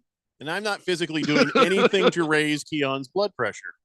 So what are you actually talking about? Much the same way right now. Do you hear yourself? Did you read that after you typed it before you hit send? The Tom says, I bought my Wolverine and Deadpool ticket in advance, and there is assigned seating, so no need to rush to get there. And it's at Majestic, so I can order my food at my seat. Oh, that's good. You can have food. That's nice. That's nice. See, that makes sense if you got that kind of luxury sort of situation there. But it's still July 26th. It's a long way away. I'm just going to wait. I'll go buy my tickets, just like regular stuff, Big George says, I always pick an aisle seat. Well, yeah, because you're 7 feet tall. You should always aisle seat in the very back. Because you just sitting there, it's like, sir, could you remove your hat? Oh, could you remove your head? Because nobody behind you's ever seen the movie, George. I think this Deadpool and Wolverine is going to be pretty good. The first two were pretty good. So I think this one will be pretty good. I hope.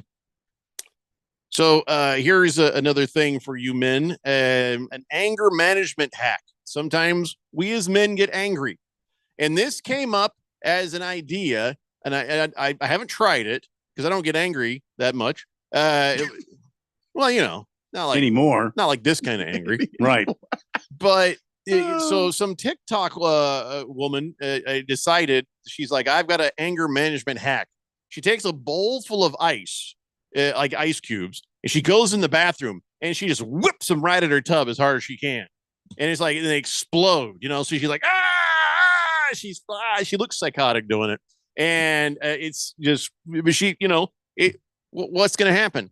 You throw the ice cubes at the tub and it breaks and then it melts. It's like nothing's really broken, but you get at least a cathartic moment of feeling like you're breaking things. But see, as soon as I grab the ice cube, I would know it's the ice cube, and I would get no satisfaction whatsoever out of breaking silly, an ice doesn't cube. it does seem silly. See what I'm saying? Anyway, it was an idea. If anybody wants to try it, let me know. All right. I don't know. Don't see myself getting that angry. Men, you need to stop ignoring the check engine light. Stop ignoring the check engine light. Listen, I get it. We're all on a tight budget these days. Inflation is just kicking us right in the ginoblies. But you get that light on, you gotta listen. You can go buy a code reader for like $20, or you get a really nice one for $150. And listen, I have one of the really nice ones, but that $150 code reader has saved me thousands and thousands and thousands of dollars by realizing, I can fix that. And then I'll watch a YouTube video, learn how to fix something if I've never done it before. And I have literally saved my family thousands of dollars by never ignoring a check engine light. And listen, if you have to take it to a mechanic, it's stupid expensive. Okay. The average American will ignore their check engine light for 4 months before they do anything about it. And the 20% will put it off even longer, between 6 and 18 months. And that is just insane. You can destroy a car. This is an investment you are making or have made. And all you had to do is find out what the hell the light was on for. Delay it longer. It will always make it worse. 35% of people have regretted putting car care off. And, of course, cost money. The problem gets worse and worse. Now it's even more expensive. And then there's emotional stress, and or you're stuck on the side of the road somewhere. That's the worst. Stuck on the side of the road somewhere. Oh, I always make sure I got tools. Even if it's a brand new car, I got a thing of tools in the trunk or underneath the back seat. And, average person spends $438 on car maintenance every year. And then, how much does that just leap up if you ignore the check engine light? And now you've got thousands of dollars of repair. So do not ignore the check engine light. That's good advice. And anybody that I know personally, if you've got a check engine, I've got the thing. I'll check it for you. I'll tell you what's wrong. I can plug it into your car. I have done that on many cars. And if you have the money to get yourself one of those, I think it's called a diagnostic tool. It's I've got one of those top done diagnostic. I don't know. I just call it a code reader. That works too. But I don't know what the official name is. If you can afford one, definitely do yourself a favor and get one. If you're afraid to go to the mechanic or whatever, then that'll help you with that part at least, so you can know what it is. And Average Joe is correct. Average Joe's like, AutoZone will scan your check engine lights for free. So you get the check engine light, go to AutoZone and say, hey, can you check this thing? And they'll walk right out there and plug it in for you. They'll do it. What I just offered to do for people around me, AutoZone will take care of for you as well. That's good advice too. Moist One says, are you open to checking my oil later tonight? Keep your dipstick where you just keep it. No. Just flat no. Just keep it to yourself. Boy, Moist One, if you're nothing else, you're persistent. So I was up in Oregon, and I had a rental car, and we were in a coastal town, and I was trying to parallel park, which, by the way, I'm really good at parallel parking. And so I swing around backwards, and as I'm parallel parking, all of a sudden it goes, like, what the hell? Automatic braking. The thing had sensors. And so when I was backing up, and I was looking right at it in my mirror, I wasn't going to hit the car. I was just trying to get back and then pull forward, get then perfect parallel parking. And it went, and I thought, oh my God, I've run over a beaver or something. It's just, it was very violent and it was distracting. The car automatically braked on me. I hated that. Have you ever had a car do that to you? That should be an option you can turn off or on, because that actually distracts you more. I bet it is an option you can turn off or on, but I'm in a rental car. I don't have time to get into the screen and find the thing. I was just like, so then I had explained to my mom who was she's like, what just happened? I'm like, oh, it's just automatic braking. I didn't do anything wrong. She's like, you hit that car, didn't you? I'm like, Mom, no, I didn't hit the car. And we got out. She got out and actually looked. Like, I told you I didn't hit the car. That's a little hurtful. Yeah, she didn't trust you. That's a little. I'm not gonna lie. She's like, I'm not going down for this. I just got out. I'm like, oh, geez. Oh, okay. Well, hold on. All right. I understand. She's like, I got warrants, and she ran off to a boutique. So now what they're saying is in the next 5 years, they're going to require automatic emergency braking on new vehicles. Because people will be running people over and, not paying attention and rear-ending each other. I can understand if it's a safety feature going forward. I hated it trying to back up, though. That I hated. But they're saying it'll save lives and money. So all the new cars will have it. And I just hope the hell we can turn that off. I don't care if you want to put a piece of safety equipment in there, but it should not. You shouldn't be forcing me to use that. Baker's Cocky Hen says, I've had the car act like I was about to get, in a huge crash and braked hard on me because there was a slight hill, but it indicated that, oh my God, there's a wall. He says, luckily this was a parking lot. How fast were you going in that parking lot? Your car was like, hold on. Oh, by the way, this is not to do with man talk, but this is, I don't know. You like ices? Oh, yeah, I love them. Well, a while back, Kellogg's had an icy. They celebrated with icy. They collaborated with them. And, the blue and red slushies, you know those? Yes. So they're like, hey, let's get together and make an icy cereal. So they made a cereal out of ices. And now they're doing the reverse. You're getting a cereal flavored icy. And I'm just glad it wasn't grape nuts, because now you have brain freeze and broken teeth. But the icy company says Fruit Loops flavor on the way. I wonder why they're doing this. To be evil? They're like, we need a healthier version of an icy. So Fruit Loop flavor, here it comes. A rep says for the icy people, icy and Fruit Loops, beloved brands that instantly transport you to childhood and make everyday moments special. Nostalgia, fun, diabetes. It was a natural fit. Yeah, no, especially the diabetes, because nothing says let's make this healthier quite like adding Fruit Loops, a notoriously sugary cereal. All right. I don't want the brain freeze while I'm enjoying cereal. I think I'm going to pass on this. So anyways, that's it. That's just a little something for you. A little something for you. All right. Now I want to celebrate. We celebrated in the first hour, the Diamondbacks beating the Dodgers. Yes. Taking the series 2-1. Oh, that made me nice and happy. That made me nice and happy. And now we get to, do we celebrate? Because here's the thing. I don't have a problem with the Timberwolves. I really don't. But it gave me a lot of joy to see them lose because I knew it would bother Donnie, which, by the way, we have not heard from today. I did see him on Twitter swearing to nobody in particular. So if that puts you in he's in a mood, the state of where Donnie is right now. Yeah. Well, and to be honest, a lot of times we would only be able to read his text, time permitting. So yeah.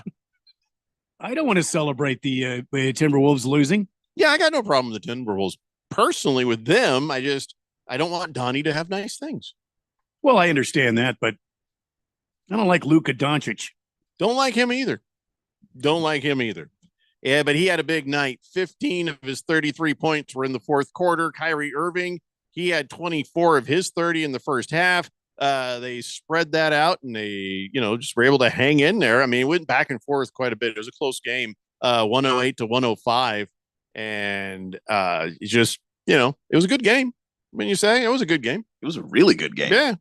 It was a battle. It was a battle. It was a back and forth. You never knew which way this thing was going to go. Yeah. No. Didn't like that call at the end. The basket interference that wasn't on Cat. Yeah. Yeah. I hated that call. That was the game. Yeah. I mean, could have been the game. It was a 3-point difference at the end, but that could have been the. Yeah, and especially since it happened, I think with 2.5 minutes left, 2 minutes left, something like that. There was not a whole lot of time left. So a call like that kind of shifted things in favor of Dallas, and they were able to hold on. and win that game. I hate that call, but that's not the only reason why Minnesota lost. There were other things too. Anthony Edwards was exhausted at the end of that game. Yeah, I think Minnesota was tired, and even with them being tired, they played a hell of a game. But I'll be honest with you, they had an emotional win. They won a series against the defending champs. And say what you will, I don't care about the Denver Nuggets. It was still, you had to beat the champs to move on, and that's what they did. I think it was an enormously emotionally charged series, and then they came into this one, and I just think they were beat. They were just tired. I hope they're resting today. I hope they're resting tomorrow. They don't try to expend a bunch of energy, because tomorrow night you have to win, man. You've got to take Dallas down on your own home court. But then again, in that series with the Nuggets, they lost 2 in a row at home and came back and won the whole thing. Yeah, I think this is a different series. I agree with Randy, because I genuinely think that, and maybe Chris Finch can change some things, because he had Anthony Edwards on Kyrie Irving. I don't like that matchup at all.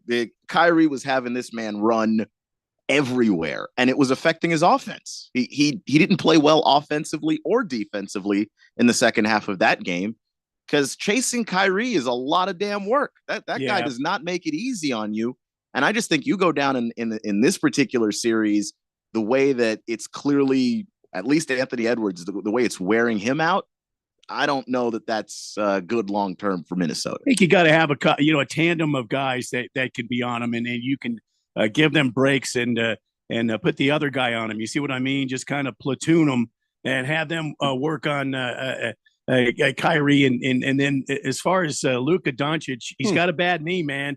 You're going to have to make this guy move around. Last night, he was just kind of jogging to his spots and putting him up. You're going to have to defend him hard and make him work that knee and make him work to get to his spots.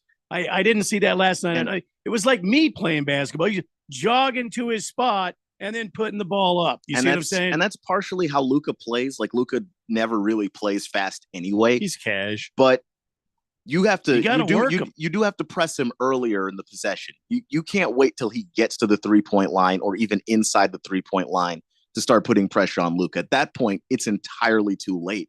And he's already manipulated you. You're already going where he wants you to go. You as soon as he crosses half court, you've got to be in his face. And I know that's easier said than done. That's not, an easy thing to do. The guy had 33 points last night for a reason. He can shoot it from just about anywhere. Just let him just jog anywhere he wants to. You got to work him hard. I would definitely pick him up half court. So you think that fatigue has something to do with that? And if it was the last series that wore him down, I got news for you. He's not going to get more than 1 day in a row of rest. The next game is tomorrow. The next game after that, Sunday. The next game after that, Tuesday. So there's no stretches of time for them to rest. So I hope they're sleeping all day today, because there's no end in sight to them getting rest. Yeah. Unless they lose out. Yeah. And they can figure some things out. Like, like Randy said earlier, I do like the idea of having different people guard Kyrie. It's not going to stop him. No. But what you need at the end of the game, because it looks like these games are going to be close. Like, if the rest of the series is like this, you need Anthony Edwards at the end of games. That's your guy to go get you a bucket. That's the guy that you put it on his shoulders to close out games. And he just didn't have it. Hand that man a Mountain Dew, and let's hope for the best. All right, let's take a break. We come back. We got more NBA to talk about. The Pacers and the Celtics are getting ready to play at 5 p.m. and a bunch of other stuff, too. It's the Daily Blender here on 1580 The Fanatic. Summer starts now with Memorial Day appliance savings at Lowe's. Get up to 40% off. Plus, save an extra $50 on every $500 you spend on select major appliances from brands like KitchenAid. And right now, you can double your savings when you spend $2,500 or more. Shop in-store or online today, because Lowe's knows home improvement. Offer valid through 6/5. Savings vary based on purchase amount. Exclusions apply. See Lowe's.com for more details.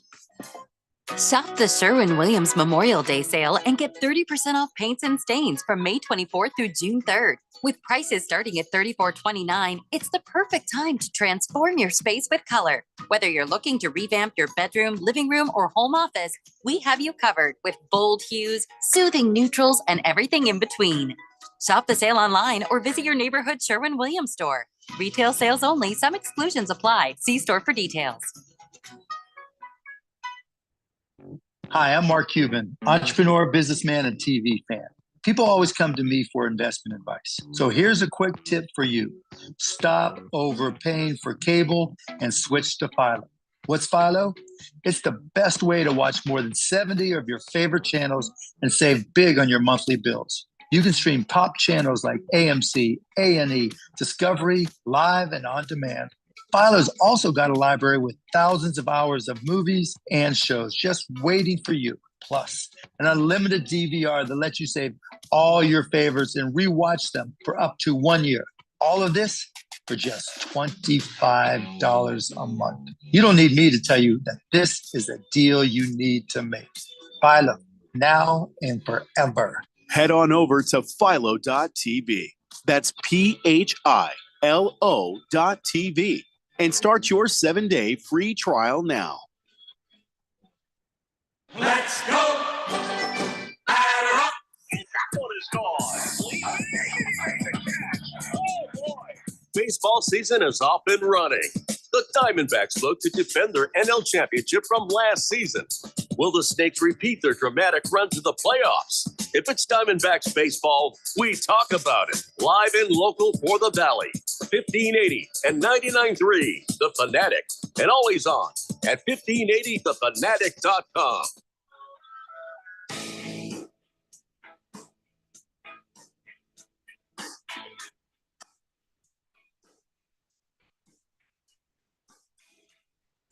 Today, Blender here on 1580 The Fanatic. Hey, Randy, it's a Static Shock season again.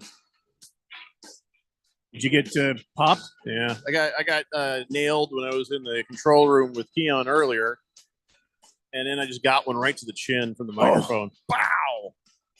The most painful one is when you get up there too close and he gets you on the lip.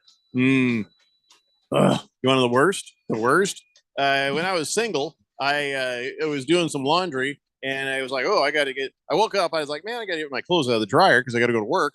And I go over there and I open up the dryer and I pull out a shirt, and it shocked my nipples. Just went, yeah, because I just grabbed it up like this and went, the neighbors got to know my voice at that moment. It was very painful. Potentially the highest tenor of your voice. Yeah, I've had static shock on my wing wang, and that's no fun. No. It's possible to get the static shock with a towel on your wing wang. And then that's a whole nother level. See, you wrap yourself in a towel? I never do that. I wrapped myself in a towel. I was grabbing a towel, and I brought it close to me, and then it got you in the wing wing. Yeah. Oh no, I hadn't grabbed it yet. I was walking over to it to grab it. It was like one of those big fluffy towels hanging from the towel rack, and my wing wang hit the corner of it. And it dropped me. Just gotta be careful with the wing wang. Yeah. Oh yeah. That's the lesson here. Yeah. Yes. I've never been shocked in the wing wang in the control room, so that's always a good thing. Well, that's good. You would hope so. Yeah. Okay. I almost did, but fortunately I didn't though. Because when I'm in the control room, I don't wear pants. That's why you're never allowed in the control room anymore. Yeah. Well, that's true. Average Joe says that he once ran over a beaver. He says, I slid for a little bit, but it was the best feeling ever. Why would you want to kill a beaver? Hefty Lefty says, making it harder to get a driver's license might save lives too, Too many people have no idea about the rules of the road and how to not park like a blind person. No offense, Wilbur. But no, you ain't wrong. You ain't wrong. Sometimes I just worry with some of the safety features that people will rely on it instead of it being a fail safe, it becomes the first thing they turn to. Like, the car will brake for me. That scares me. Those commercials where they got the truck, right? And they're like sitting there doing, and they're like, it'll drive itself. So it's going to drive itself. He's like, you go to sleep, you're thinking it's going to drive itself, park itself, go pay tolls for you. I don't know. Just, a lot of these things are dumb people. Well, that's all I got to say. Dumb people. Anyway, by the way, Draymond Green, when did he start trying to be a broadcaster? What the hell? I mean, one minute he's playing basketball, choking people, and then now that he's on inside the NBA, hanging out with those guys. Yeah, I mean, is he really good on TV or something? He's all right, actually. His personality definitely suits inside the NBA because he definitely has that kind of playful, I can kind of troll guys personality. But he knows ball, so it's you do learn something when you hear Draymond. Though I heard that on Inside the NBA, he's not even getting paid. He just likes showing up to trash Rudy Gobert. He shows up in just unpaid to trash Rudy Gobert. Specifically Rudy. He has nothing nice to say about Rudy, literally ever. Well, he tried to choke him too. He tried to kill Nurkic. He tried to kill Gobert. He choked Rudy this year, and he choked Rudy last year. Well, people in Minnesota weren't too thrilled about that. And when he showed up, they were chanting Draymond sucks behind the desk. Which to a guy like that is just music to his ears. I mean, he loves to hear things like that. I don't show up anywhere if you don't pay me. That's because you probably are as petty, but I don't know. Draymond's level of pettiness is his payment is I get to trash Rudy Gobert every night and nobody stops me. Nobody is in my head enough that I would go do a TV show for free just so I could just troll them. He took some shots at Nurkic too. I know. Nurkic is no longer in the playoffs, and he's still taking shots at him too. Draymond is just a different guy. He's sensitive. Haruto doesn't he ever take a vacation? No. From hating? No. Haruto is we hadn't heard from him in a while. Our Japanese friend says, hello, Mr. O'Brien, Mr. Rose, Mr. White. Today's show is looking good. Mr. O'Brien, you're watching us on the YouTube. He says, oh, yeah, your microphone setting is very clear. Well, I'm in studio. That's why. Is there that big a difference between me right now and then me when I'm in my home studio? Because it sounds pretty good to me in there. It sounds good to me, too. People notice the difference, though. Maybe it's just because I think there's processing on this mic. That could be it. Why don't I just put some processing on my mic at home? Maybe that would help. I don't know. Don't care that much.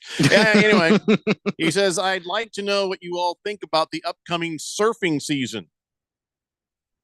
I'm out. I got zero thoughts on it. Nothing. I know nothing about surfing at all.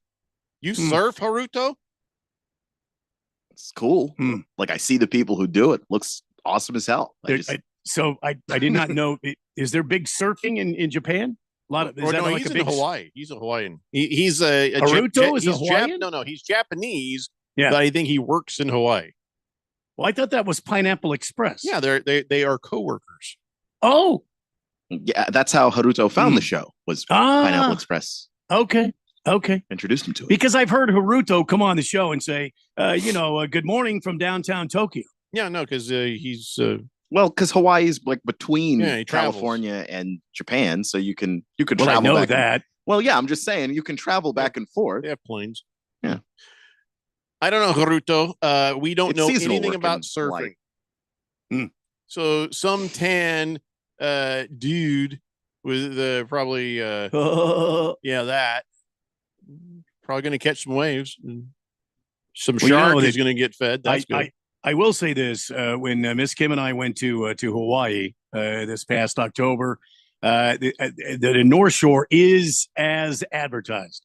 A, it's beautiful. And B, it has these beautiful waves. And we were watching some guys and some gals surfing out there. It was beautiful. It was cool.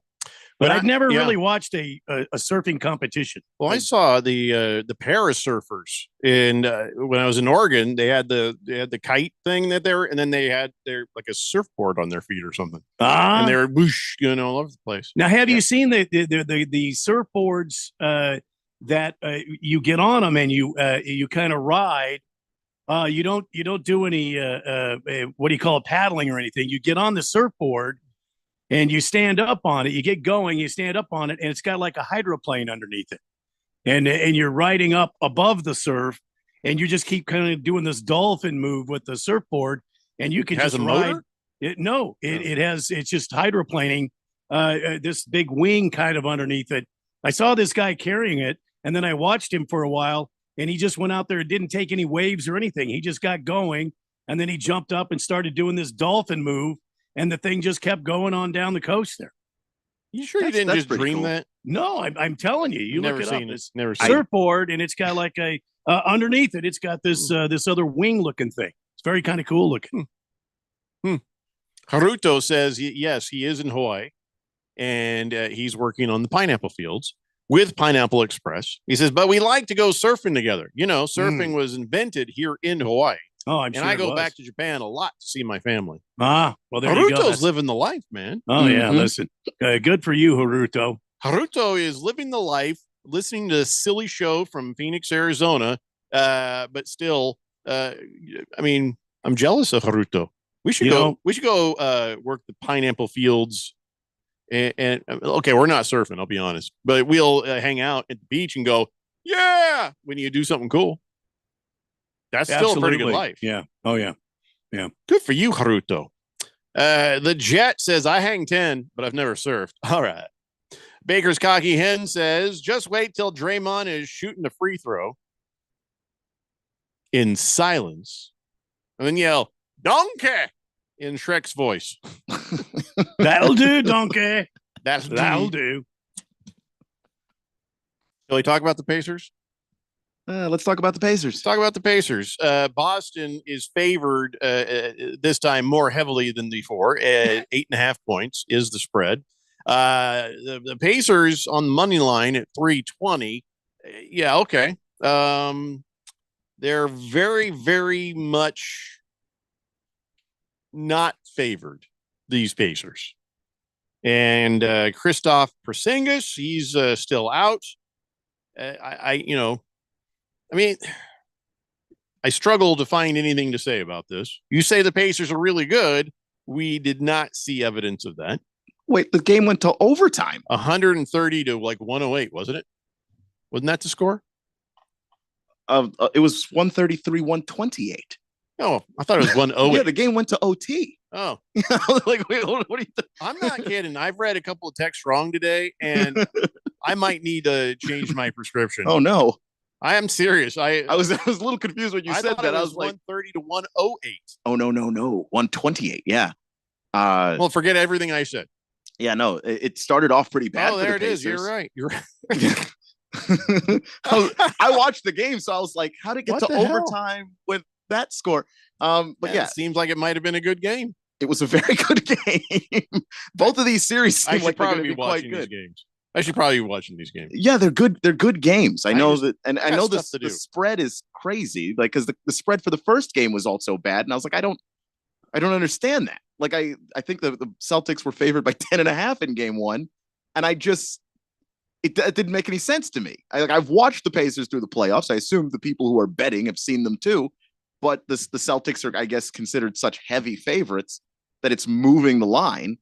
But I think that the Pacers can absolutely hang with the Celtics, who rely really heavily on shooting threes. They started off game one really hot, then they cooled off for a little bit, and the Pacers got back in the game. And had they not turned the ball over comically at the end of the game, they might have actually won it. I'm going to ask you some very basic questions because I'm going somewhere with this.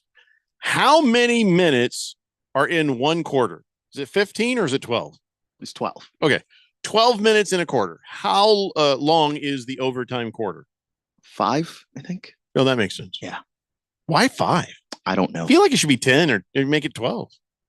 Well, I don't know. It's overtime period is just a it's just an extra period of play. I don't think they want it to be as long as a quarter, though I couldn't tell you why that's the case. Oh yeah, I was just saying it always seems like it's a very low scoring situation, but it makes sense. Since it's only 5 minutes. Yeah, well, it was I think they had a 16-point overtime period the Celtics did, and the Yeah, they Pacers did. had 11. Yeah. So okay. Yeah. No, never mind. I was just curious, how they sorted that out. 5 minutes. Because I've watched plenty of overtimes. I just not paying attention to it. And at that point in the game, the end of the game from the fourth quarter to the overtime, it feels like it all runs together.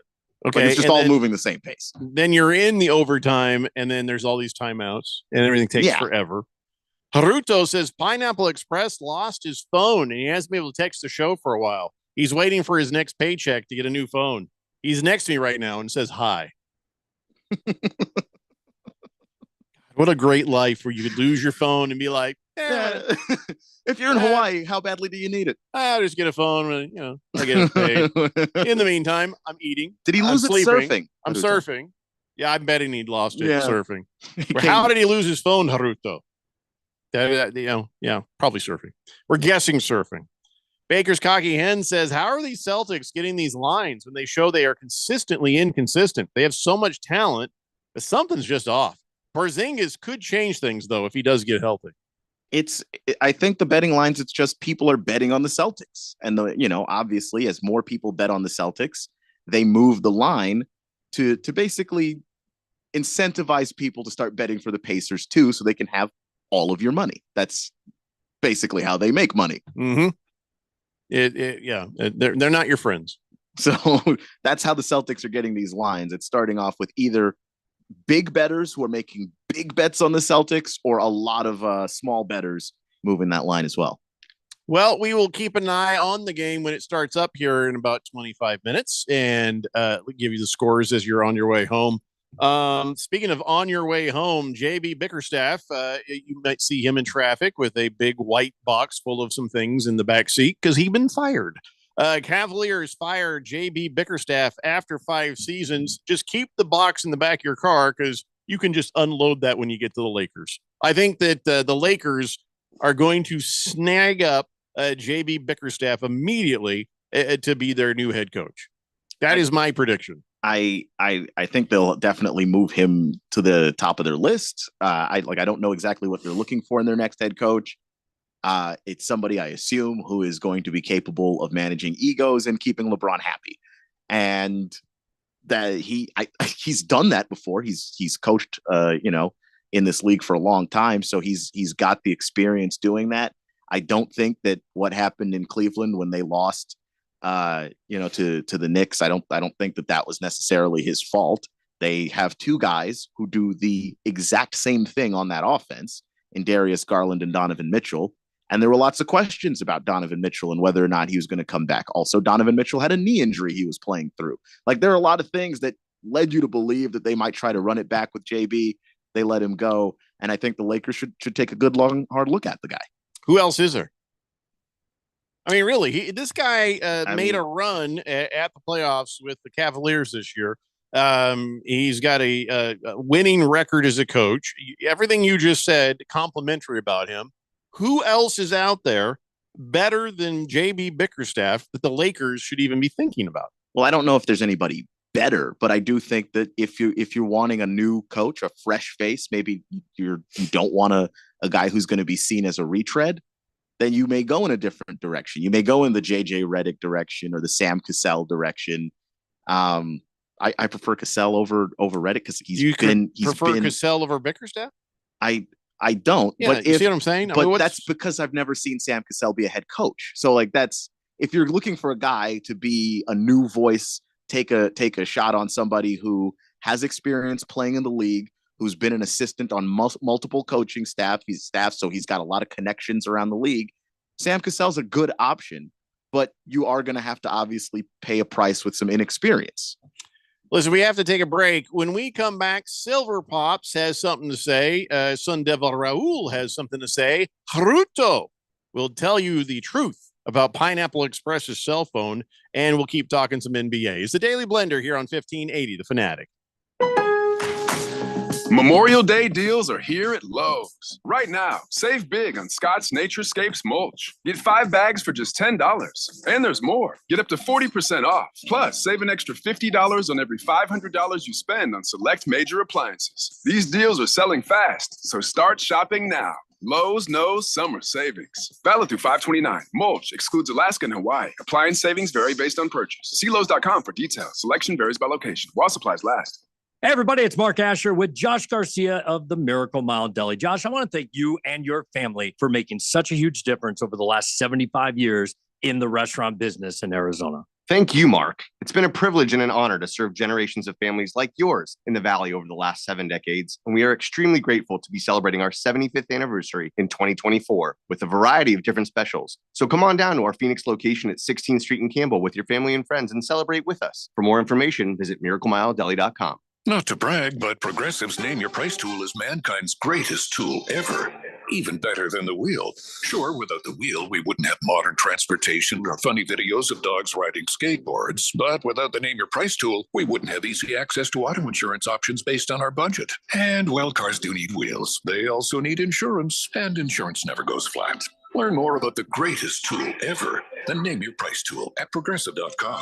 Progressive Casualty Insurance Company and affiliates. Price and coverage match limited by state law. Not available in all states. Need a boost in capital or a flexible line of credit for your growing business? Hi, I'm Dylan Cohen at JR Capital. I can help you get the money you need fast. The process is a breeze with a simple application and same-day approvals. No more waiting, no more hassle. Just a straightforward path to securing the funds you need, faster and easier than asking your banker. So call me, Dylan Cohen, at 602-834-7353. That's 602-834-7353. Or visit moneyradio.com and click on Finance with Dylan.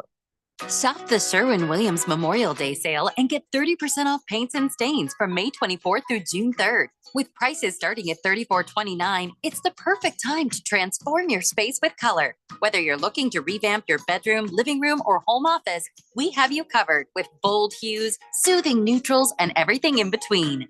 Shop the sale online or visit your neighborhood Sherwin-Williams store. Retail sales only. Some exclusions apply. See store for details. Your home for sports. 1580 and 99.3 The Fanatic.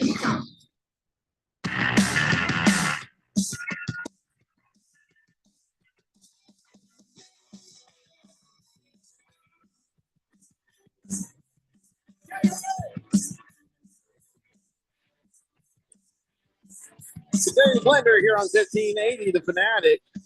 Hey, Jeffco. Yes, sir. I just got news, speaking of Hawaii and all that. Yeah.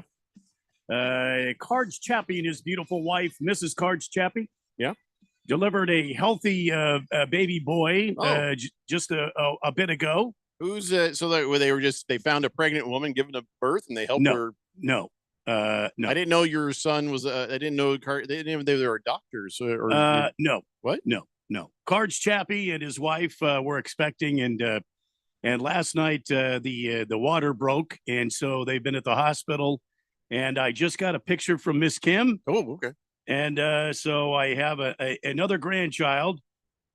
Another grandchild, and that would be grandchild like number 19. And Cards Chappie is in Hawaii.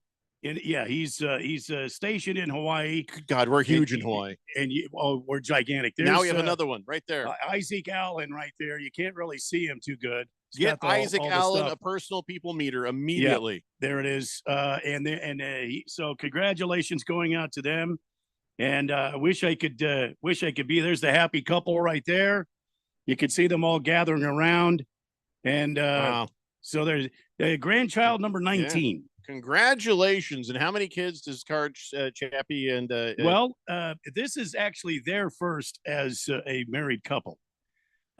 She came into the relationship, I believe it was, let me see here. They will never sleep again. Let's see, I think 9 total. What the? Now they have 10.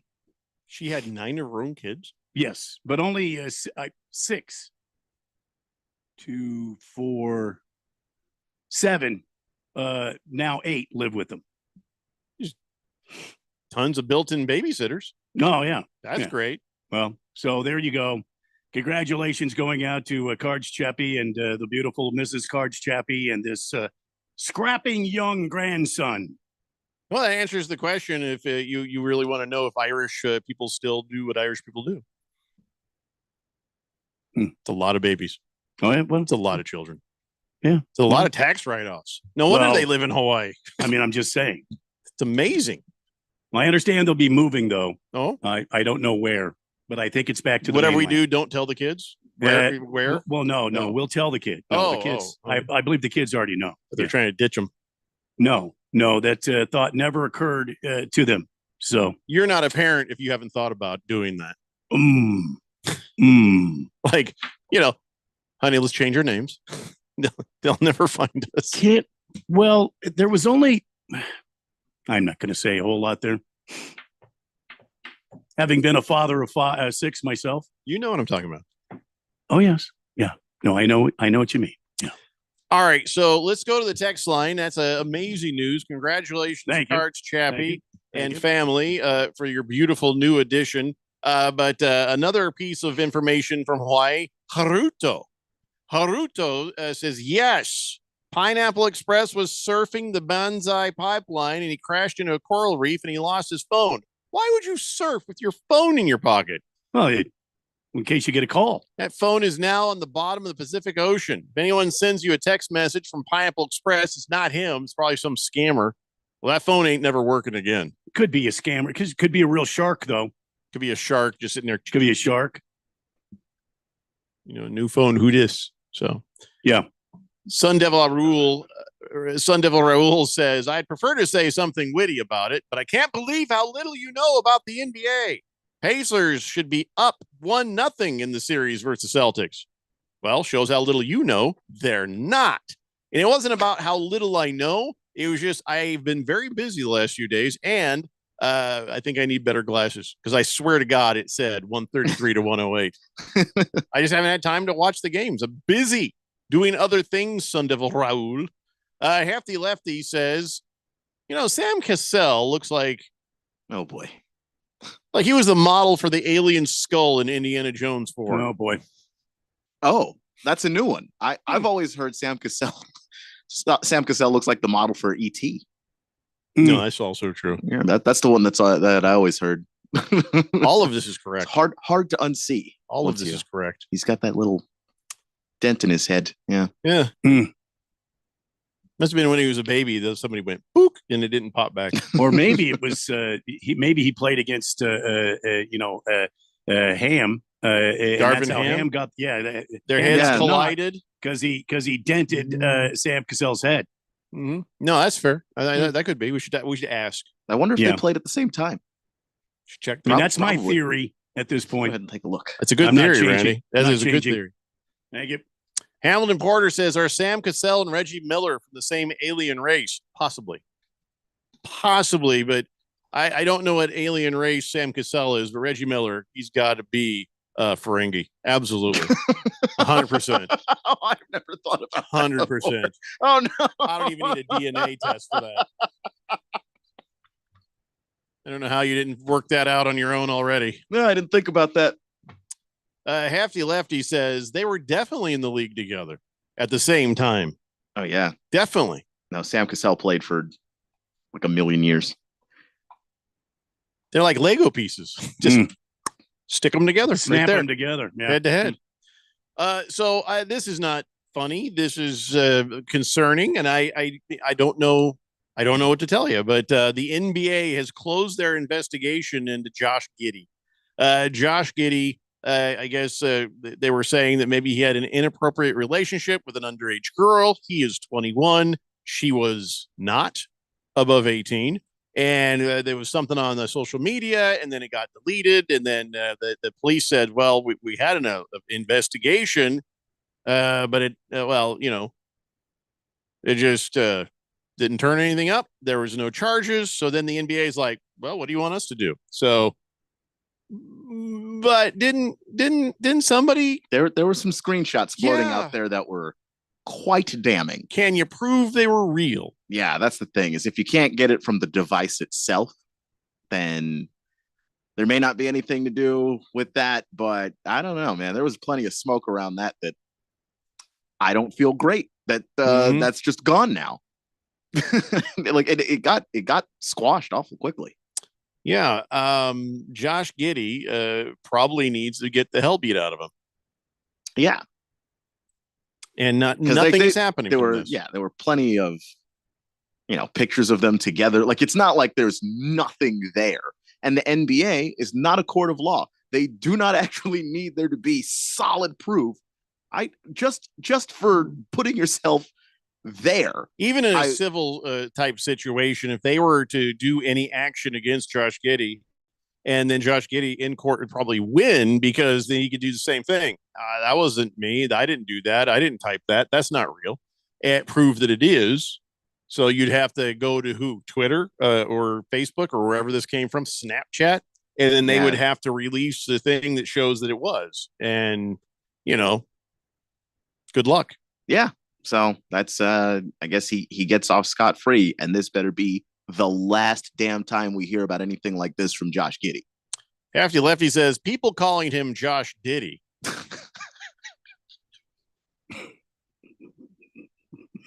Yeah. I mean, fair enough.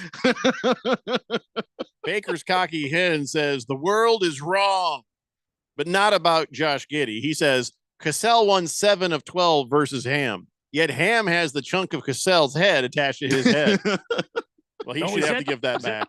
Is that part of Sam Cassell's head? Yeah, well, that's what you think. There's missing on Cassell. There's too much on Ham. I think maybe there should be a donor. Yeah. There should be like a surgery. There it is. Just a trade, just a 1-for-1 trade. Seems fair.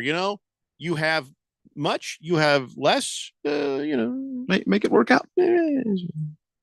I think that's a good idea. So let's talk WNBA for about 2 seconds. That's about all I can give you. Caitlin Clark, she says, I'm trying to stay positive here. We're 0-5. She shows up. She's the belle of the ball. And now, again, when you get drafted number 1, you go to a bad team. And so this is not all her fault. This is not like she's doing something wrong. This is not a very good team, I guess.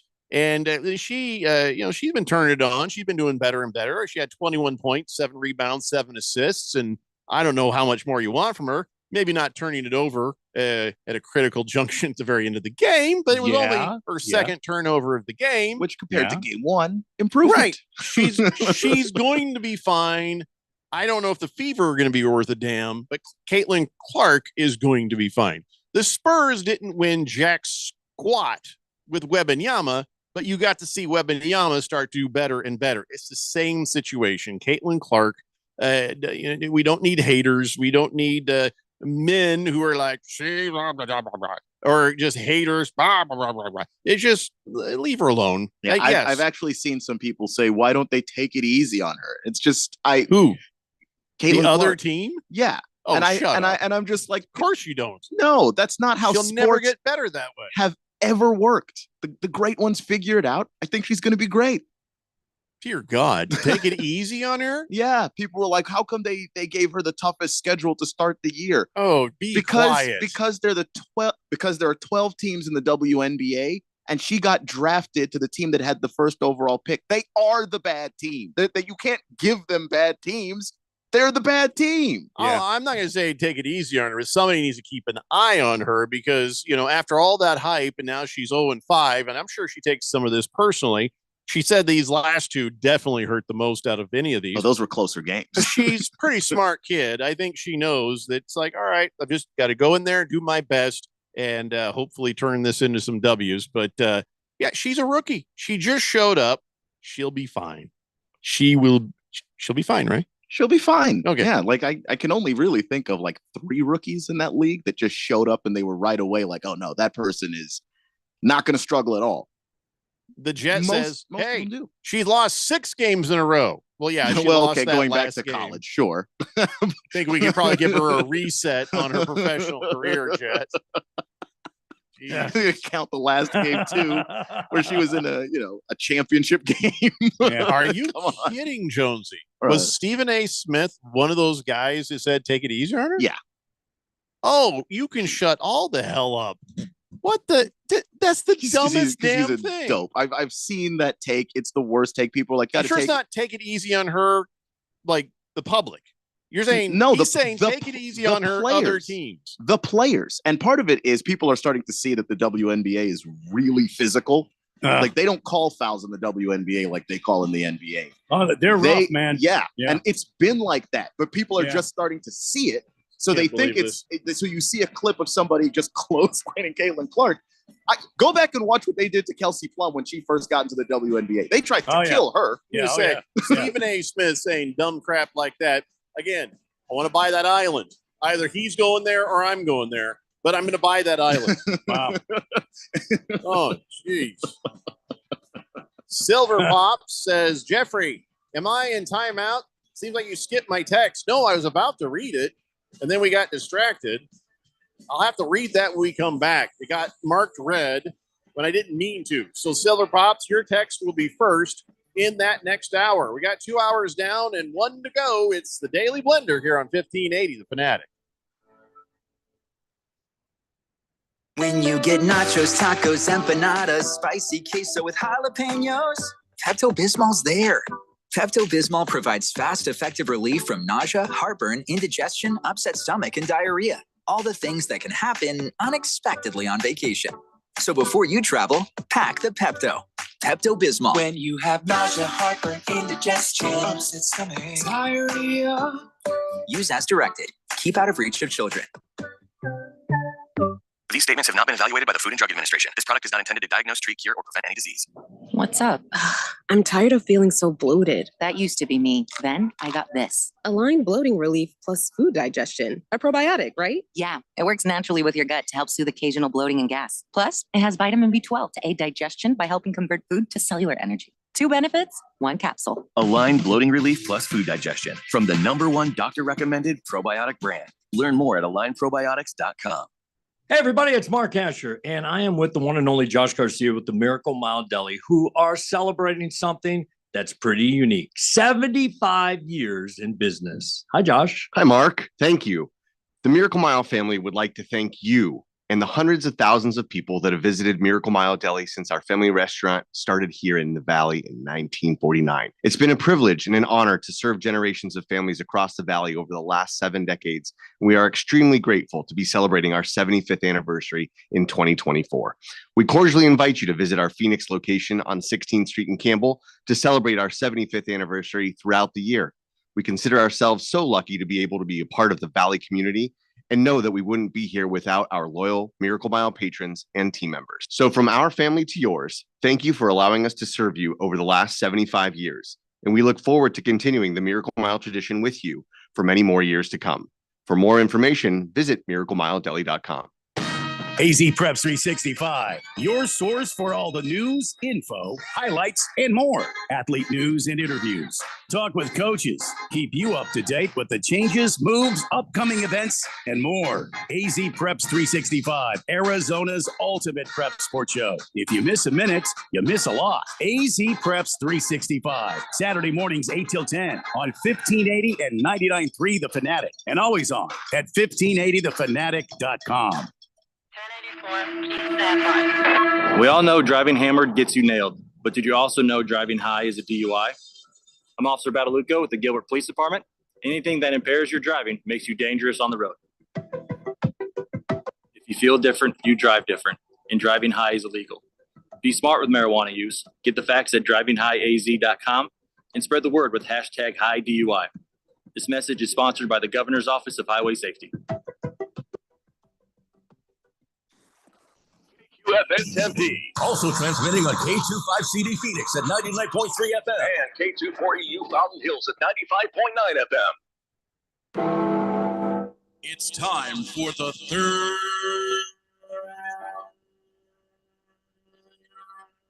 hour. All right, people, settle down because it's time. Time for what? Showtime. When does it start? Right now. 3, 2, 1. Let's get on with the show.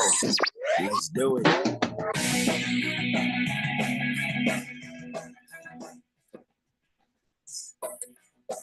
All right, everybody, it's 5 o'clock here on the Daily Blender. I'm your good friend, your radio pal, Jeffrey O'Brien, alongside Randy White.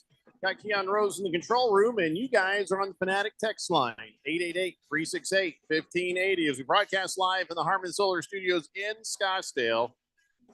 All right, so got some football to talk about right after we talk about Scotty Scheffler. But before we do that, I got to get back to Silver Pops. I had meant to read his text earlier, and something went wrong. So here it is. Good afternoon, guys. Happy Thursday. Keon, While I agree with most things you say, I have to ask you to please stop spitting on my cupcake and calling it frosting. I've never heard that term. You ever heard that I before? have not ever heard that term, and I lived in Texas for a long time. That would have been Quit one. spitting on my cupcake and calling it frosting. He says, I've seen Draymond Green on Inside the NBA, and he's not insightful at all. Does he know ball? Obviously, he's a basketball player. He contributes nothing but his own dumbass opinions, for example, about Big Nurk and Gobert. Dude is all trash all around, and I don't know why they're force-feeding him on us. Well, I think that we'll see how things go with this whole NBC situation, but this isn't his first time in the playoffs, on Inside the NBA. This has been year 2 or 3 of that. And the idea, of course, is you're trying to make sure you have a next wave because Charles and Shaq can't do this forever. Yeah, so you're trying to, and I actually think that Draymond can be insightful as long as it's not as long as he doesn't have to talk about one of the guys that he has an axe to grind with. He does, especially when he talks about defense. I like some of the things that he brings up there in terms of how you trap people and how you force them to go where you want them to go as a defense and take away some of their best options. So no, that's why I think he's insightful. I don't know. Will there even be an Inside the NBA for him to go to? I mean, well, at this point, not really, but you're putting stuff out there because I do think he wants to get into broadcasting when he's done. Have fun next year, guys, and that's it. I'm really holding out hope that somebody will rescue that show somehow with all 4 of those guys. Draymond, just go back and play ball. Hamilton Porter says Caitlin Clark gonna need to do what Jordan did when the Pistons killed him physically. Toughen up and work on that game to achieve greatness. Well, I think don't worry. She had a good night last night. She'll be fine. I think that's what she's going to do. I mean, she's a competitor, and I'm sure she's saying that these last 2 games stung because she felt like maybe the team was in it, and a mistake here, a mistake there, a foul here, a foul there, and suddenly the team's not in it anymore. So I'm sure she's going to work hard. She's going to work harder, and she's going to get more physical. I've already seen her. In the highlights that I've seen of her, I've already seen her become more physical. She's not afraid to go inside and push the basketball to the basket. She's not afraid to go in on some of these players, and she's been pretty physical with them. Oh yeah, she'll be fine. And like it's also just a hard jump from college to pro, especially for guards. In this league, yeah. And I think because she's a point guard, like she's having a tough transition. Sabrina Ionescu had a tough go of it too. She was in that 3-point contest with Steph Curry. Her rookie season was horrible. They kicked the crap out of her too. Every rookie has this happen to them. Oh yeah, it ain't new, man. She'll figure it out. I know something about rookies having bad seasons. Peyton Manning. Yeah, you know what I'm saying. So enough said there. Screaming Eagle says, hey guys, I say, where do you find the energy to come up with all the entertaining sports tidbits and nuggets? Keep up the great work. First off, I have no energy. Usually it's whiskey. We just make a lot of this crap up as we go. Yeah. And if the other part is where do we got the internet? The internet. We find it on the internet. If the internet ever goes off, we have no show. Clearly, it's like if they stopped delivering newspapers back in the 70s, you'd have no show. Oh yeah. So same thing. Baker's Cocky Hen says another Jeffrey with an island thing, huh? Yeah, it sounds like a great idea. No, what are you talking about? Wait, I didn't even think about they didn't think about it at all. No, this is just an island in Montana where I will not be partaking or participating or perpetrating sex trafficking. Jeffrey wants to cut himself off from human society entirely. So either I want to cut myself off from it, or Stephen A. Smith. Just send him to the island and leave him there with no. It's like, all right, so Stephen A. Smith, I have a deal for you. Luxury island. It's a $72 million island in Montana. Has a castle on it that is not finished. So, but it still needs to be finished. But it has he's got the money, a giant house there. I'm not going to make him pay for it. I'm just going to send him there and say, you get to just live here just as long as you shut the hell up.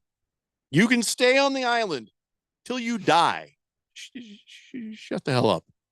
And then Jeffrey or I win the lottery. Yeah, we both have it. We're going to take care of each other, and we're just going to we'll be gone. Keon, the show will be yours. I'll get Stephen A. Smith on the island, right? Oh boy. And I'll go talk to him every now and then, as much as I can take it. Maybe annually. And but no. Here's the deal: you free did say food, annually, right? Free shack or house, like a little cottage on this beautiful island. Just that's it. Don't no, you don't get any internet. No. You can make phone calls from a landline. There's no computer. No. There's no camera crews. Just you be quiet.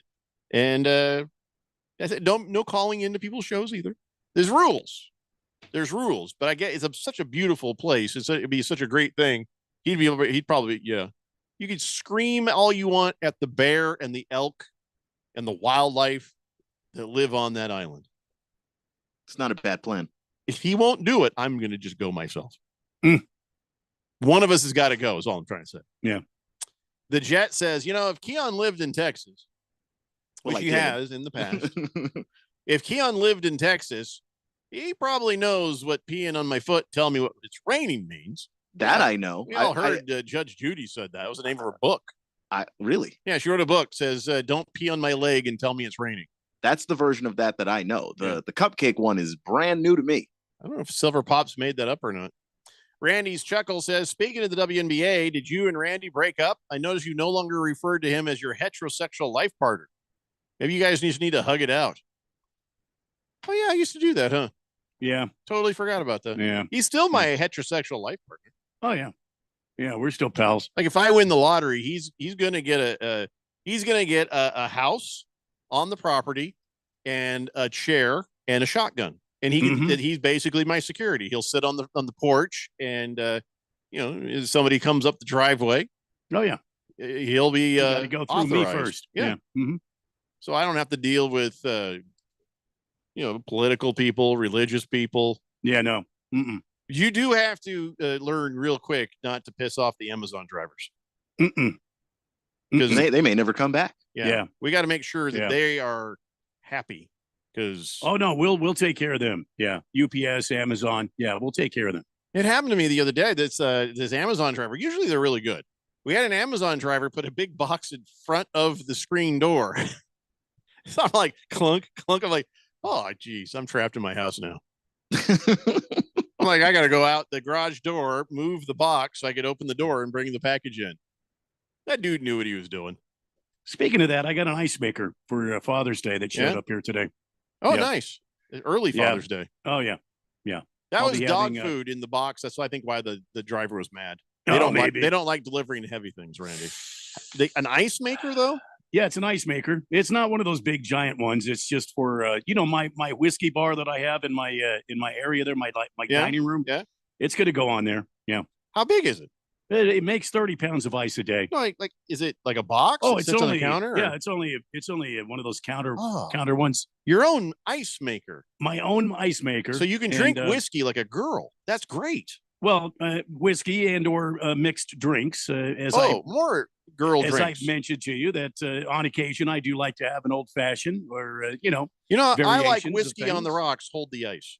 Yes, well I do too. But sometimes I like a nice martini and shaken, not stirred. I like You're it very that way. Cosmopolitan. Well, mate, she'll make that for me on occasion. Yeah.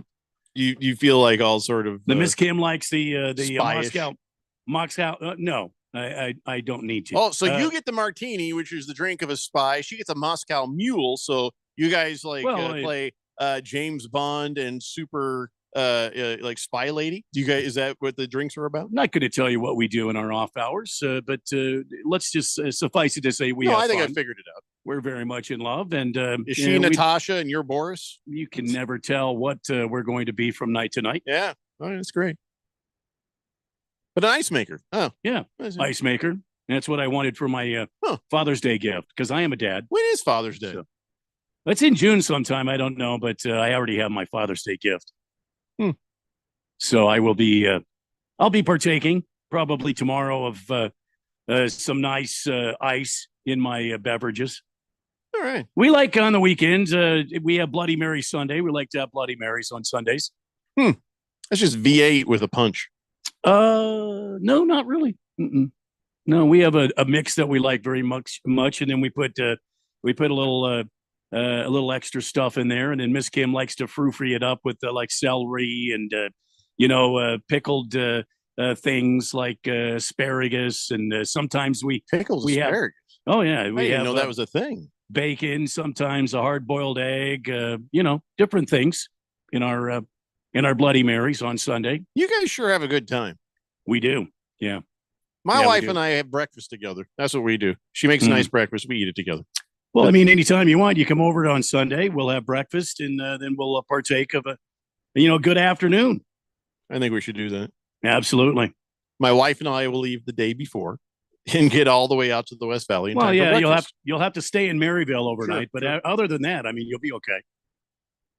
Hamlin Porter says, I think Boris and Natasha are Rocky and Bullwinkle, not 007. Now, Boris and Natasha, now, listen, that's probably one of the most secret spy duos of all time. Yeah, I mean, they're spies. What do you want? Hey, by the way, the video came out.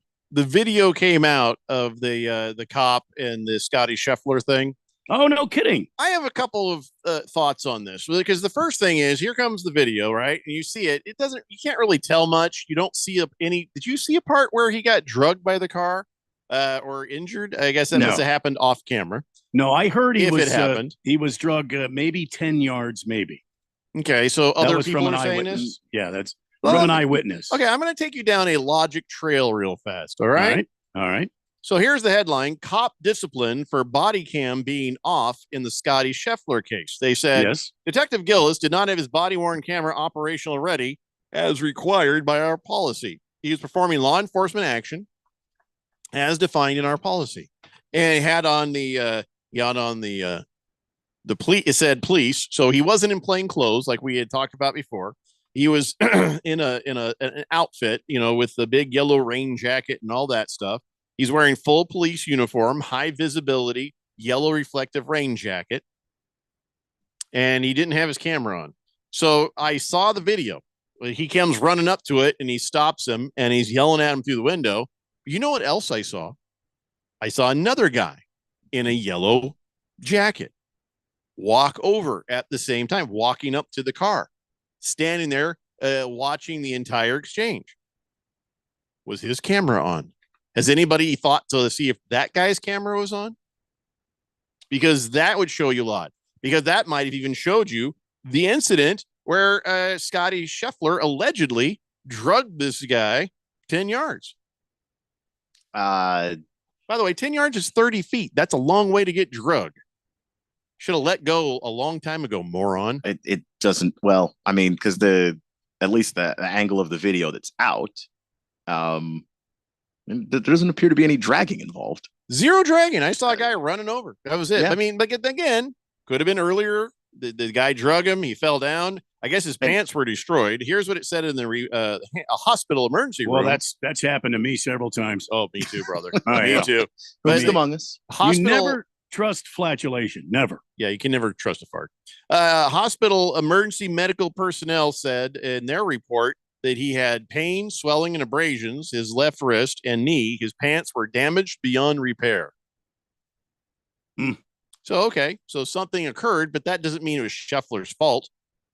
You're hanging on the side of somebody's car for 10 yards, for 30 feet. What the hell's wrong with you? I mean, that's just dumb. I don't care what's going on. There's no baby on the hood. There's no reason for you to drag your like. He's driving a marked PGA official car. This whole thing is hinky as hell.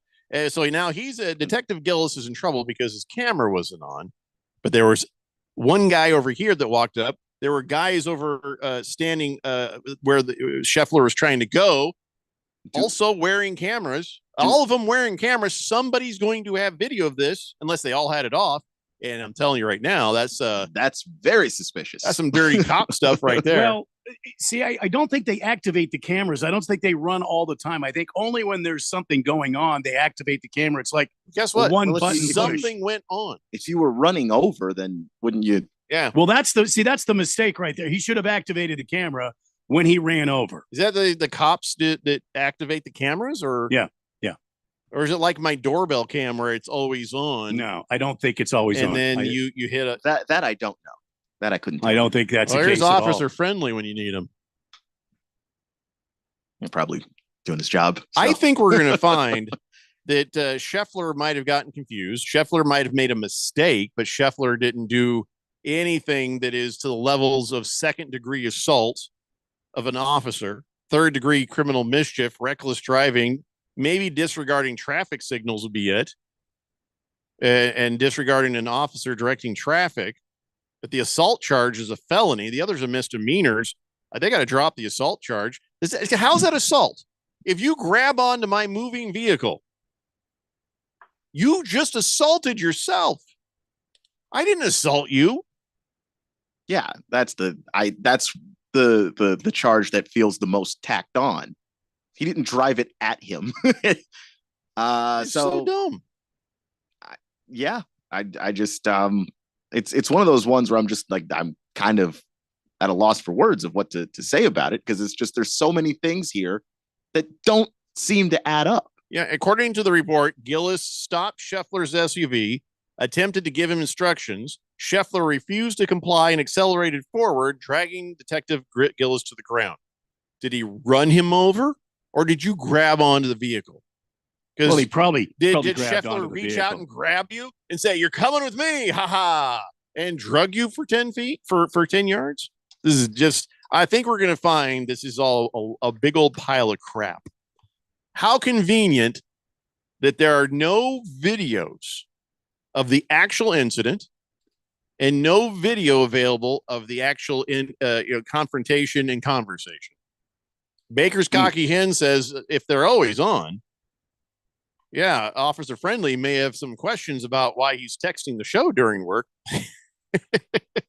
Yeah, it's like they see him texting. Oh, maybe that's why he's not texting in today. Called him in the office. What the hell's this about? Yeah, it's a good point, Baker's cocky hens. Now, I mean, Scotty Scheffler, he may have been a douchebag. He may not have listened. He may have been a jerk. But I think he's no way above a misdemeanor. There's no way this is assault. You grab a hold of my car, it's on you. It's not on me. You find the right laws to charge him with the right crimes. You grab my car. It just seemed like they piled on charges. Like once we got you with one, then let's just add as many plausible charges to this as possible, whether or not they actually happened. So this officer that Detective Gillis, yeah, apparently, according to NBC News, they came out at May 23rd. That's today. He has been in trouble with his police department several times. Really? So he's been disciplined for the camera being off. What were the other disciplines? Well, I'm trying to find out what it is, but I was just reading. Listen. He's been suspended several times. This is not the first time that he's been suspended by the we're up police against the department. break. So why don't All you read on? You can fill us in when we come back. Right now, the Celtics and the Pacers are all tied up at 9-9, and we'll keep giving you updates on that here over the next hour. More to talk about when we come back. It's the Daily Blender here on 1580, The Fanatic. This is Brent Musburger's Action Update on 1580 and 99.3 The Fanatic. Get insights into the sports betting market with VSiN's betting splits. See where the money is and keep updated on how the market is reacting. Only at VSIN.com. Now, here are the latest lines from my guys in the desert. The Indianapolis 500 will be run on Thursday at the Brickyard. Scott McLaughlin, who is sitting on pole position for Team Penske, is the betting favorite at plus 450. Joseph Newgarden, who is the defending champion, also with Team Penske, plus 550. Kyle Larson, the NASCAR Cup driver, trying to complete the double, both the Indy 500 and the Coca-Cola 600 in the same day. Starting in 5th position, he is a plus 650 to capture the Brickyard. Will Power also plus 650. Pato O'Ward and Alexander Rossi are both at plus 1,000. I'm Tony Desiri with your VSiN Action Update on 1580 and 99.3 The Fanatic. Paid for by government.com. Did you hear? A recent stash of $20 gold Liberty coins from the 1800s has been found. These gorgeous gold coins are as bright and shiny as the day they were struck in the late 1800s, and less than 50 of these gold coins are available. Coin experts are calling this gold find an incredible opportunity. Call 1-800-456-2466, and you are guaranteed a $20 gold Liberty coin minted by the U.S. Mint in the 1800s. But with extremely limited availability, you must call now. These gold Liberty coins from the 1800s are still in uncirculated condition. That is history you can hold in your hand. To learn more, call 1-800-456-2466. Call now, and you'll receive a free American Coin Collector's Bonus Package, a $75 value, free with every order. Call 1-800-456-2466 now to secure your $20 gold Liberty coins dated from the 1800s before they sell out. That's 1-800-456-2466. Everybody's got a podcast these days. Comedy, politics, true crime, you name it. But how many actually teach you anything useful? Harman Solar has an entertaining podcast that is vital if you've been thinking about looking into solar, but you don't know where to start. Ralph and Ben explore the intricacies of utilities, equipment, processes, and more. Their primary objective is to educate and empower you to make informed decisions on your solar journey. So increase your knowledge, not your bills. Go check it out right now. It's the Harman Solar Podcast at harmansolar.com. Hey, everybody, it's Mark Asher with Josh Garcia of the Miracle Mile Deli. Josh, I want to thank you and your family for making such a huge difference over the last 75 years in the restaurant business in Arizona. Thank you, Mark. It's been a privilege and an honor to serve generations of families like yours in the Valley over the last 7 decades, and we are extremely grateful to be celebrating our 75th anniversary in 2024 with a variety of different specials. So come on down to our Phoenix location at 16th Street in Campbell with your family and friends and celebrate with us. For more information, visit miraclemiledeli.com. Memorial Day deals are here at Lowe's. Right now, save big on Scott's Naturescapes mulch. Get 5 bags for just $10. And there's more. Get up to 40% off. Plus, save an extra $50 on every $500 you spend on select major appliances. These deals are selling fast, so start shopping now. Lowe's knows summer savings. Valid through 5/29. Mulch excludes Alaska and Hawaii. Appliance savings vary based on purchase. See Lowe's.com for details. Selection varies by location. While supplies last. With the first pick. Now that the draft is in the books, it's that time of the season when the team gets together, to get acquainted. Summer means mini camp, OTAs, then pre-season. Keep yourself tuned to the station with all the insight, updates, and breaking news you need to know about the NFL offseason. If it's the NFL, we talk about it. 1580 and 99.3 The Fanatic, and always on at 1580thefanatic.com.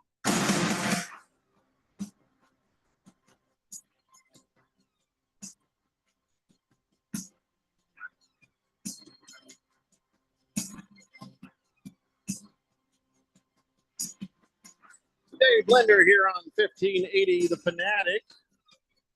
So what did you find out, Randy? Well, Gillis was suspended for 5 days. Now, if you're just joining us, we're talking about the officer who's claiming that Scotty Scheffler drug him with his car and didn't have his little camera on, and yet Scheffler has been charged with assault. Go ahead. Sorry. So back in 2013, Gillis was suspended 5 days for conduct unbecoming for driving, quote, an intoxicated civilian in your police vehicle, end quote, and then, quote, proceeding to doing donuts in a business parking lot, according to this report from then Chief Steve Conrad. He was also disciplined for pursuing a vehicle that did not commit a violent felony or wanted on a warrant, according to a June 9th, 2021 report filed by then Chief Erica Shields. He was found at fault for accidents on May 2021 and August of 2019, which led to oral reprimands. Gillis was also found to be at fault for a December 1st, 2013 accident that led to an oral reprimand and mandatory driver's training. So sounds like this guy's a little bit trouble. He's a little bit trouble.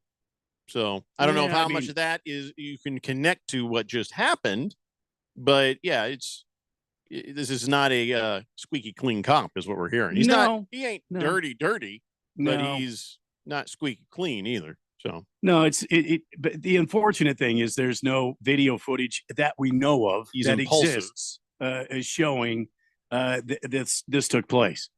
Now we do see in the video he was reacting sort of emotionally towards Scotty Scheffler when Scheffler wouldn't stop. And then I guess the dragging took place just after that. So, yeah, I don't know. It's a weird situation. I know it was dark and I know it was rainy outside. And I know these police were on hand not only to guide traffic at Valhalla, but they were also investigating an accident where a pedestrian was killed by another vehicle. So Kyle G says, according to the news post I saw, that detective tried to direct Scheffler away from the player's entrance. Scheffler identified himself, then went forward. Officer grabbed the vehicle, got knocked down, and scraped up his pants. Yeah. So now they'll start circling the wagons and changing their stories because some cops can't admit when they're wrong. And this is why people don't like cops. I'm going to say this is why people don't like some cops. But the problem is you never know what you got in front of you. Right. Because of, a couple bad apples out there. And let's be honest, there's a culture that you got to be careful with. So yeah, you're probably right. They're, all of a sudden, oh no, my camera wasn't on either. Oh no, my camera wasn't on either. Mm-hmm. Okie dokie. I mean, you're dealing with a guy who has a history of not having his camera on. Okay. It's not great. Yep. So anyway, so that's that. Let's move on to something else. How about this, Randy? Marvin Harrison, he's got himself a contract already, a fully guaranteed deal, $35 and some million in a $22.5 million signing bonus. They were not screwing around, man.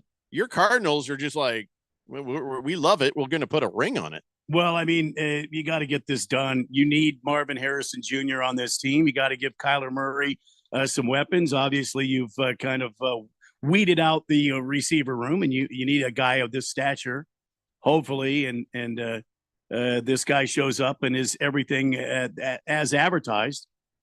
And this is not another Cardinal mistake, but I don't think it is. I mean, at Ohio State, he seemed to be a man amongst boys, when he was on the field at D1 football in the Big Ten. So, I mean, I'm glad that they've got this thing going. Now let's see him show up and let's get busy. Let's get to work.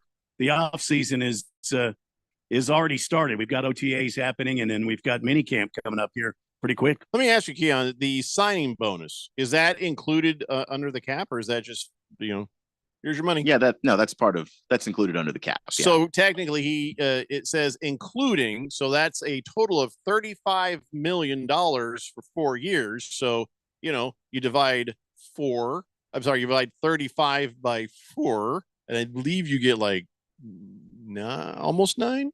Yeah, just about. It's almost $9 million a year. It's not exactly star wide receiver money. They're getting 10 plus, right? Yeah. So this is pretty good, like really good rookie contract. And the reason why it took so long to sign, I don't believe was the money, just because once they instituted that rookie pay scale, there's not a whole lot of room to negotiate the money. It's, maybe how much guaranteed. So this is as good as he could have got. Yeah.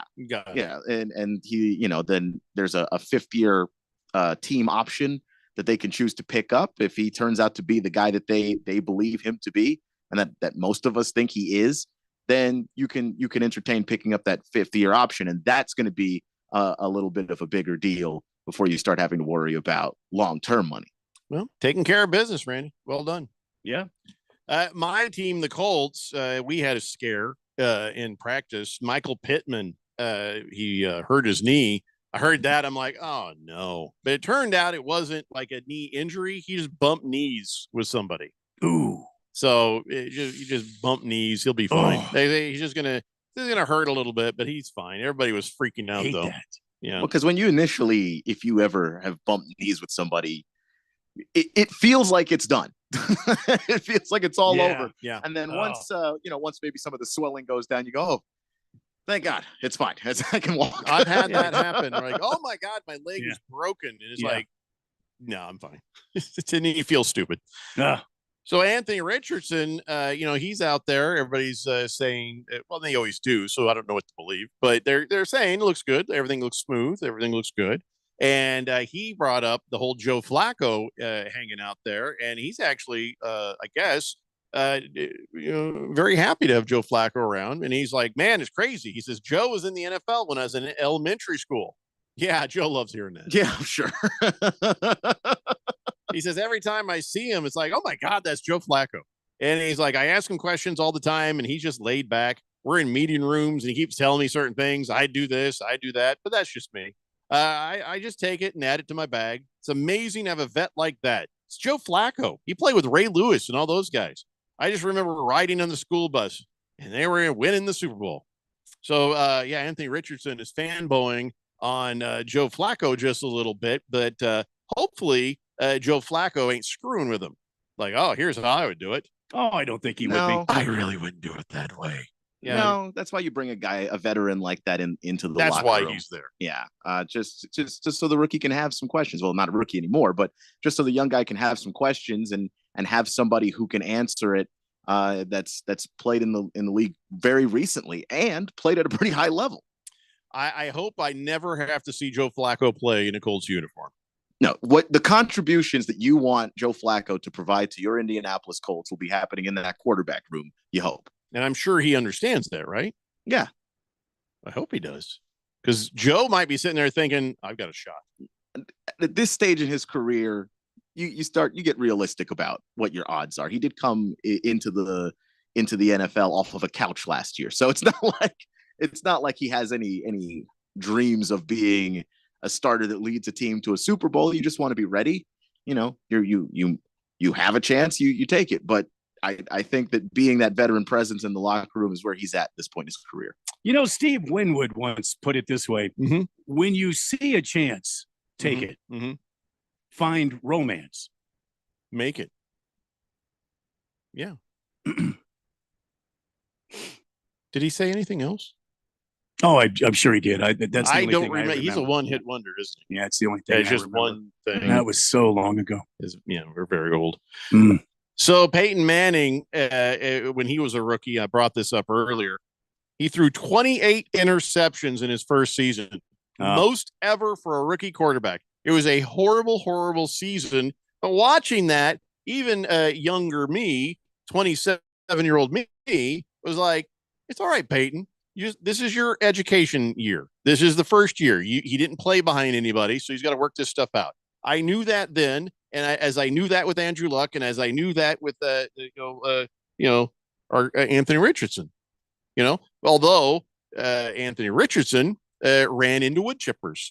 That's what he does. He would run blindfolded through a living room that had Legos in the floor and furniture with sharp edges. That's what Anthony Richardson does. He just is caution to the wind. So now hopefully he's not going to do that anymore. But I had Peyton Manning, and of course Peyton Manning's like, he says, that wasn't a fun year. Well, that's an understatement, bud. Once you've had the career he has, you can look back on it and say it like that. I'm sure at the time it felt much worse. He says, if any of these rookies want to break my interception record, I'm okay with that. Don't want Bo Nix doing this, but I'd like to get that off my resume, please. You think with 17 games now, they'd be able to do it. Okay. It's 28. Shouldn't be hard. I'm over it. Anybody want to step up and do this? Come on now. Please hurry. Get it done. Just wants that off his sheet, please. And I had to watch that. I have a bunch of Peyton Manning rookie cards. And none of them he looks happy. Why would he? Not one single one. Does he look like he's having a good time? Why, and the thing is that I wonder sometimes is would Peyton Manning have gotten the chance to become Peyton Manning today with how fast we put the hook on some of these quarterbacks where you get drafted high, and if you're not performing instantly. Like teams are already looking, Yeah. Oh, the Panthers, Bryce Young looked really bad. Are they done? Like, Justin Fields. he's a rookie. Hold on. Yeah. Like let the guy progress a little bit. So that's one of the things I don't like about where the league's gone. In 1998, and people should remember this now, Caitlin Clark or Peyton Manning or anyone else in your rookie year, that's your education. That is the time that you're going to need to grow into being what you're going to end up being. You have the talent, you have the ability. Now you just need some time to get up to speed with the grown-ups. That's all.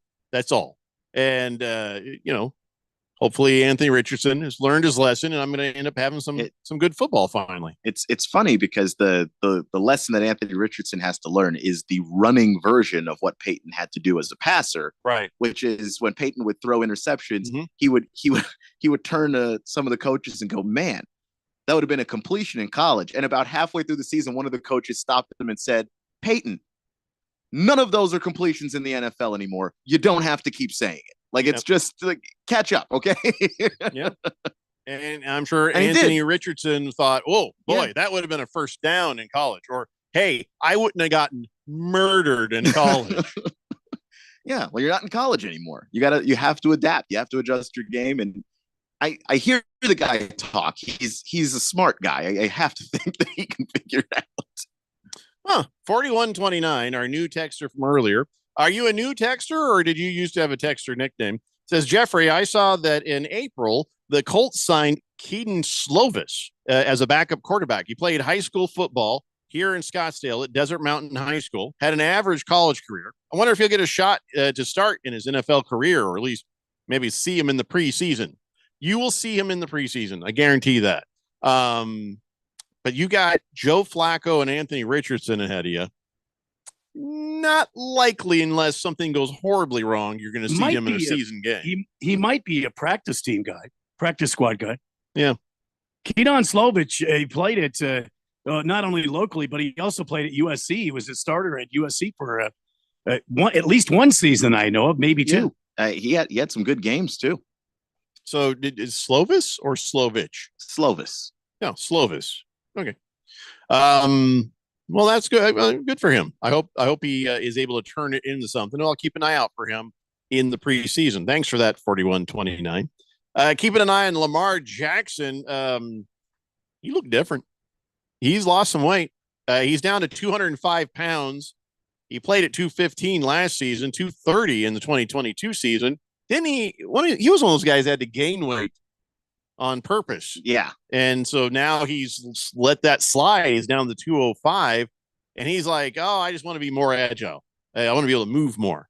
I don't know if I buy that. I think he's just having a hard time keeping the weight. No, I think that it's that. How old is he, by the way? Lamar, he's still 20s. He's really young. Yeah, when you're 20s, I could eat anything. I never got fat. Yeah, it wasn't until my 40s that I got to be like this. No, because the weight is muscle for him. I just think that the shiftiness, it wasn't there last year. Like the Lamar that just he gets away and then he's gone. He wasn't that guy a year ago.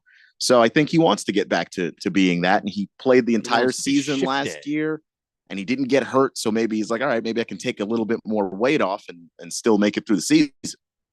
Big George is surprised that Slobodan Milosevic is playing football now. Wow. No, what? Let's Keaton Slovis. So I thought he was a war criminal. No. He's one of them bad people that Keon is talking about earlier. Big George, no. Is Slobodan Milosevic top 10?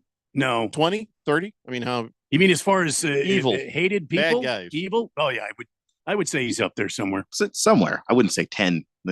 He was gassing his own people. But if you were in here, I'd be gassing you right now. Well, that is true. Yeah. I fart on a near constant basis during these shows. Yeah, but your gas is, although it is somewhat toxic, it's not poisonous. It's polite. It's polite gas. Yeah, 4129 was saying Keaton Slovis. Big George, get that straight. Yeah. All right, listen, we got to take a break. When we come back, a few more tidbits of football and on this date in Big George's sports history. It's the Daily Blender here on 1580, The Fanatic. I occasionally have nerve discomfort in my hands, so the things I love to do. Let's play something, Grandma. became difficult as I got older. If you have occasional stabbing and burning in your hands and feet, try Nervive Nerve Relief. Nervive's clinically studied dose of alpha lipoic acid reduces occasional nerve discomfort in as little as 7 days with continued daily use. Say yes to healthy nerves with Nervive Nerve Relief. These statements have not been evaluated by the Food and Drug Administration. This product is not intended to diagnose, treat, cure, or prevent any disease. Dude Wipes presents ASSMR. This is what your butt feels when you clean it with regular, dry toilet paper.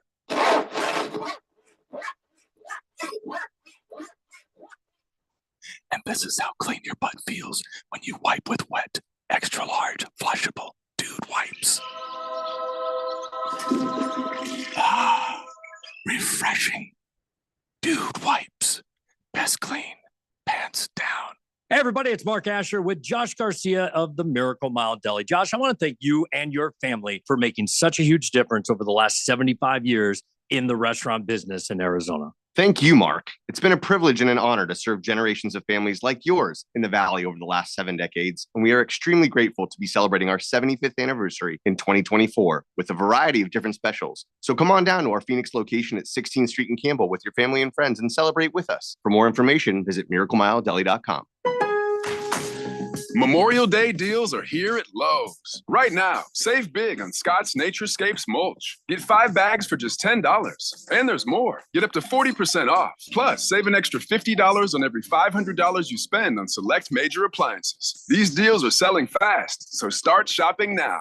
Lowe's knows summer savings. Valid through 5/29. Mulch excludes Alaska and Hawaii. Appliance savings vary based on purchase. See Lowe's.com for details. Selection varies by location. While supplies last. All right, so there we were, cruising through the new open-air zoo when I realized that the park was closing in like 15 minutes. That's when the afternoon took an exciting turn. Luckily, we were in my Nissan Rogue. With its powerful DC turbo engine, well, we had more than enough time to see all the animals. Whoa! And outrun a few! Drive the Nissan Rogue. Now get the 2023 Nissan Rogue with best-in-class fuel economy among gas engines. Availability is limited. Shop at your local Nissan store or at nissanusa.com. Auto Pacific segmentation, excluding hybrids and electric vehicles. 2023 EPA fuel economy estimates from 28 city 34 highway to 30 city 37 highway for 2023 Nissan Rogue. As shown, Nissan Rogue Platinum all-wheel drive, 28 city 34 highway. Actual mileage may vary. If you hit, pass it, dunk it, shoot it, check it, throw it, putt it, or block it, then we're gonna talk about it. I like that. I just thought I'd clear that up. 1580 and 99.3, The Fanatic, and always on at 1580thefanatic.com.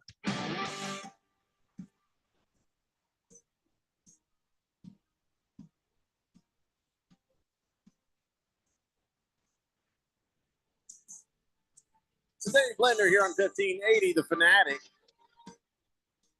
So Patrick Mahomes is he's excited to have some new receivers. Hollywood Brown, Xavier Worthy. I think he's looking for his next guy, right? Trying to find his next new guy. I'm gonna guess Xavier Worthy, and then Hollywood Brown. I feel like what about the guy that was just in trouble, the race car? Rashee Rice. Yeah, what about him? He was a target last year, wasn't Yeah, he? but he'll be a target again. He will be a target again, but he wasn't a deep threat. Like they're looking for that Tyreek Hill replacement. Not Rashee Rice did a lot of great things, and especially in the red zone and you know in the middle and short areas of the field. But that guy that could just get past a defender and just rip the top off of a defense completely. They didn't have that last year. And it showed. I mean, the last couple of years, ever since Tyreek's been gone, that offense hasn't been the same vertical dynamic offense that I think they want it to be. So Mahomes was asked about Rashee Rice, and he says, I just think, he's trying to do whatever, and I think we're trying to do whatever we can to teach him how to learn from the mistake. He says, obviously, it was a big mistake, but you got to learn from it. And if you look at that situation, it was a multiple vehicle car crash. He was being irresponsible. They were racing. Nobody has died. There were injuries. There was damage, and he will end up having to pay for that. He'll have to legally pay for whatever the criminal aspect of that might be. Mhm. But I think there are far worse things Rashee Rice could have done, and there's far worse things Hollywood Brown could have done.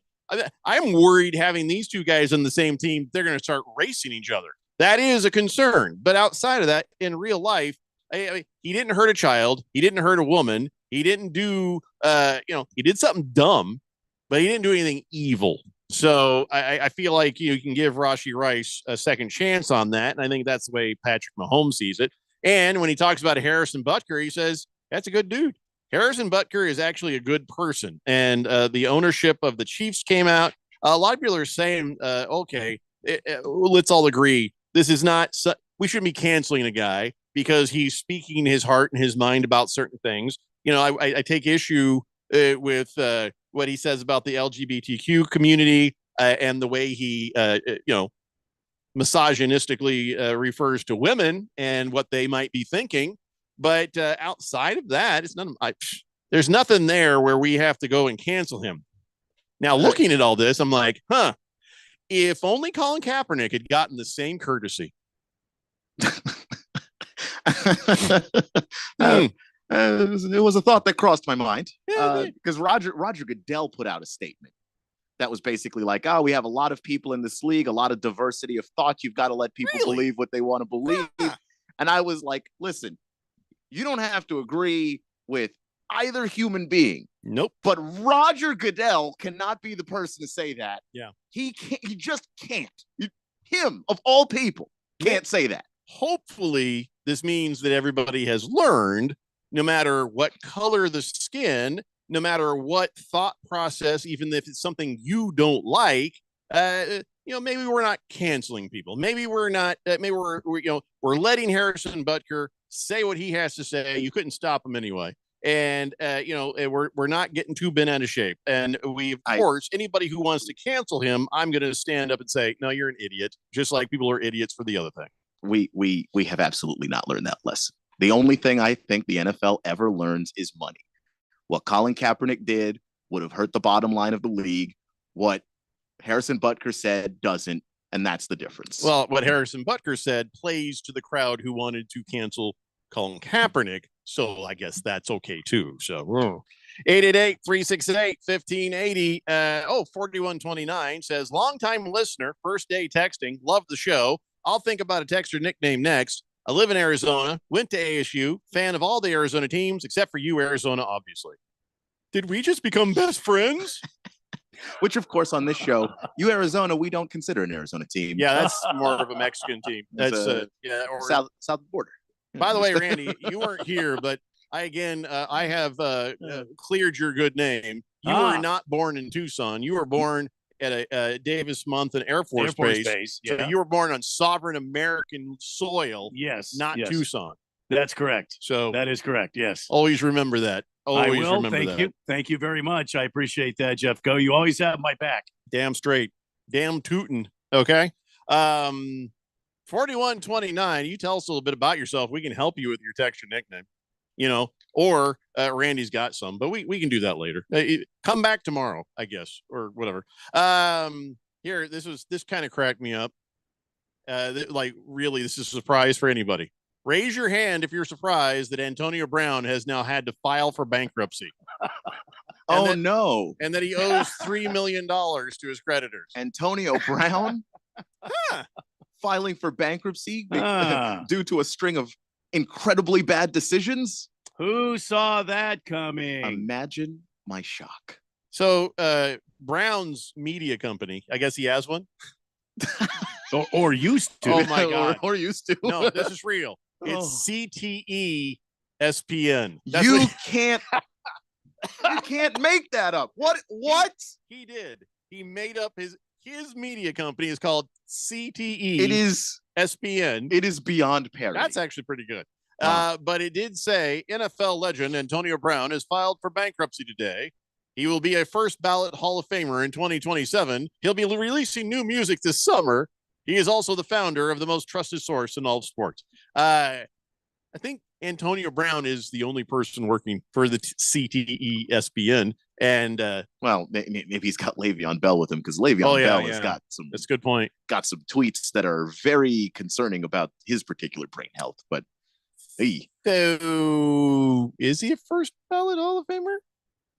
Mm. I mean, if you wipe away the crazy, which is tough look to at his do. stats and his career, is he?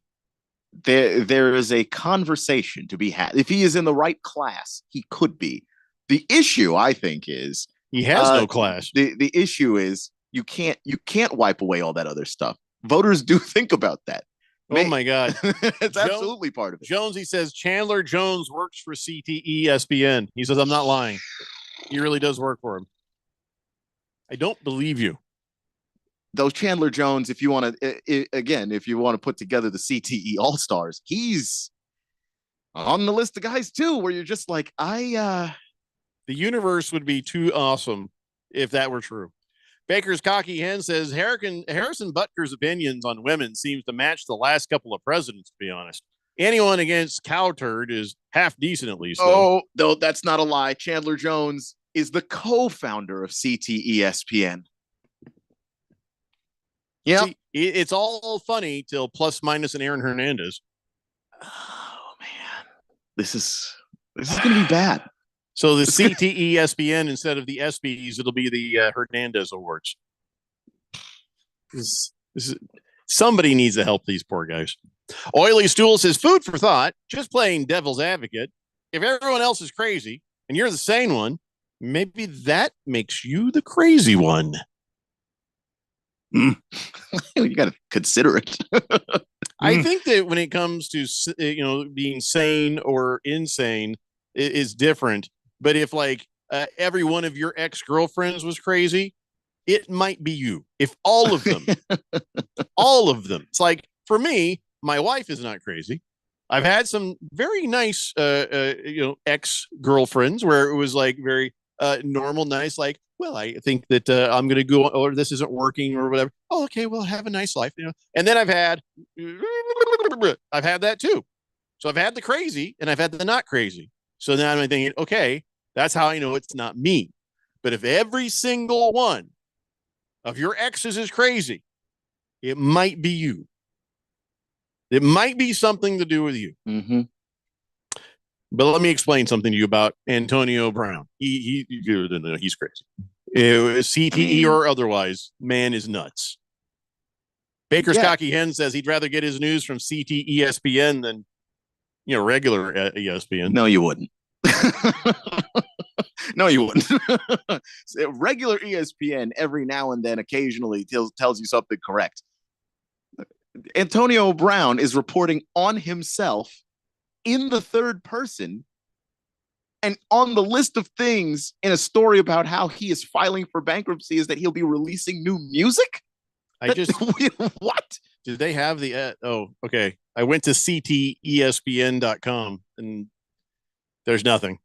There's links for MRI imaging and scans and quarterback help. I think at this particular moment it's just a Twitter account. Is it just parked? Oh. It's just a Twitter account. Well, they got to get a website. Between those two, I don't know how they'd get one running. Tuck says, I can't believe you guys are just learning about the CTE ESPN. It's hilarious. Well, so it's on the Twitter then. I'm not going to feel smarter for having gone here, am I? No, and I'm just learning about this because I don't know. Is it with the brain and the logo? There it is. Yeah. There's a picture of a brain and a logo, and they've got the thing here about Antonio Brown. Did you read the part from his thing where he puts at the end, the generational run continues? Yes, I see that. And then and they're using a Michael Scott clip plus Antonio Brown running around in the yard being crazy and jumping in the pool. And I remember distinctly that was from Hard Knocks when it was the Raiders, they released him because he was being an idiot every week. It was like, wow, Antonio Brown has done another thing that the team is having to address, and it's all on Hard Knocks. And then when they released him, he ran out like he'd been set free. He's got 125,000 followers. Oh yeah, people like to watch a train wreck. Crap. Oh, we're running late. Real quick. It's time for On This Date in Big George's sports history. Back in the year 1958, Wilt Chamberlain, the All-American center from University of Kansas, announced he was giving up his senior year of eligibility to turn pro as a member of the Harlem Globetrotters. Back then, the NBA didn't accept players until after their college graduating class had been completed. So he barnstormed with the Trotters for 1 year and made history, becoming the first U.S. basketball team to go to the USSR. Huh. I didn't know that.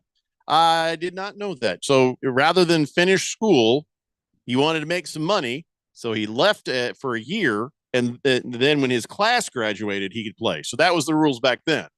Well, that's interesting. You didn't have to graduate, but the class you were in has to be finished before you go to the NBA. Back in the 50s. How about that? All right. He showed up with the Warriors in 1959. You learn something every day. Yeah, that's every day. Yep. Well, I got to get caught up on CTE ESPN, I guess. I feel like it's going to make me sad. At first, it's funny, and then it's sad, right? Because you realize this poor guy just needs some help. Yeah, and you know what? Chandler Jones needs some help too. I mean, there was one Instagram live video he had where he was like swearing and crying, and it was indiscernible. Like you couldn't understand what he was saying. It was bad. It's like scary, kind of bad. Maybe I won't go to CTE ESPN. Maybe I'll just let that go. I'll let that one go too. Celtics 39, Pacers 27. See you guys tomorrow at 3 p.m. It's the Daily Blender here on 1580 The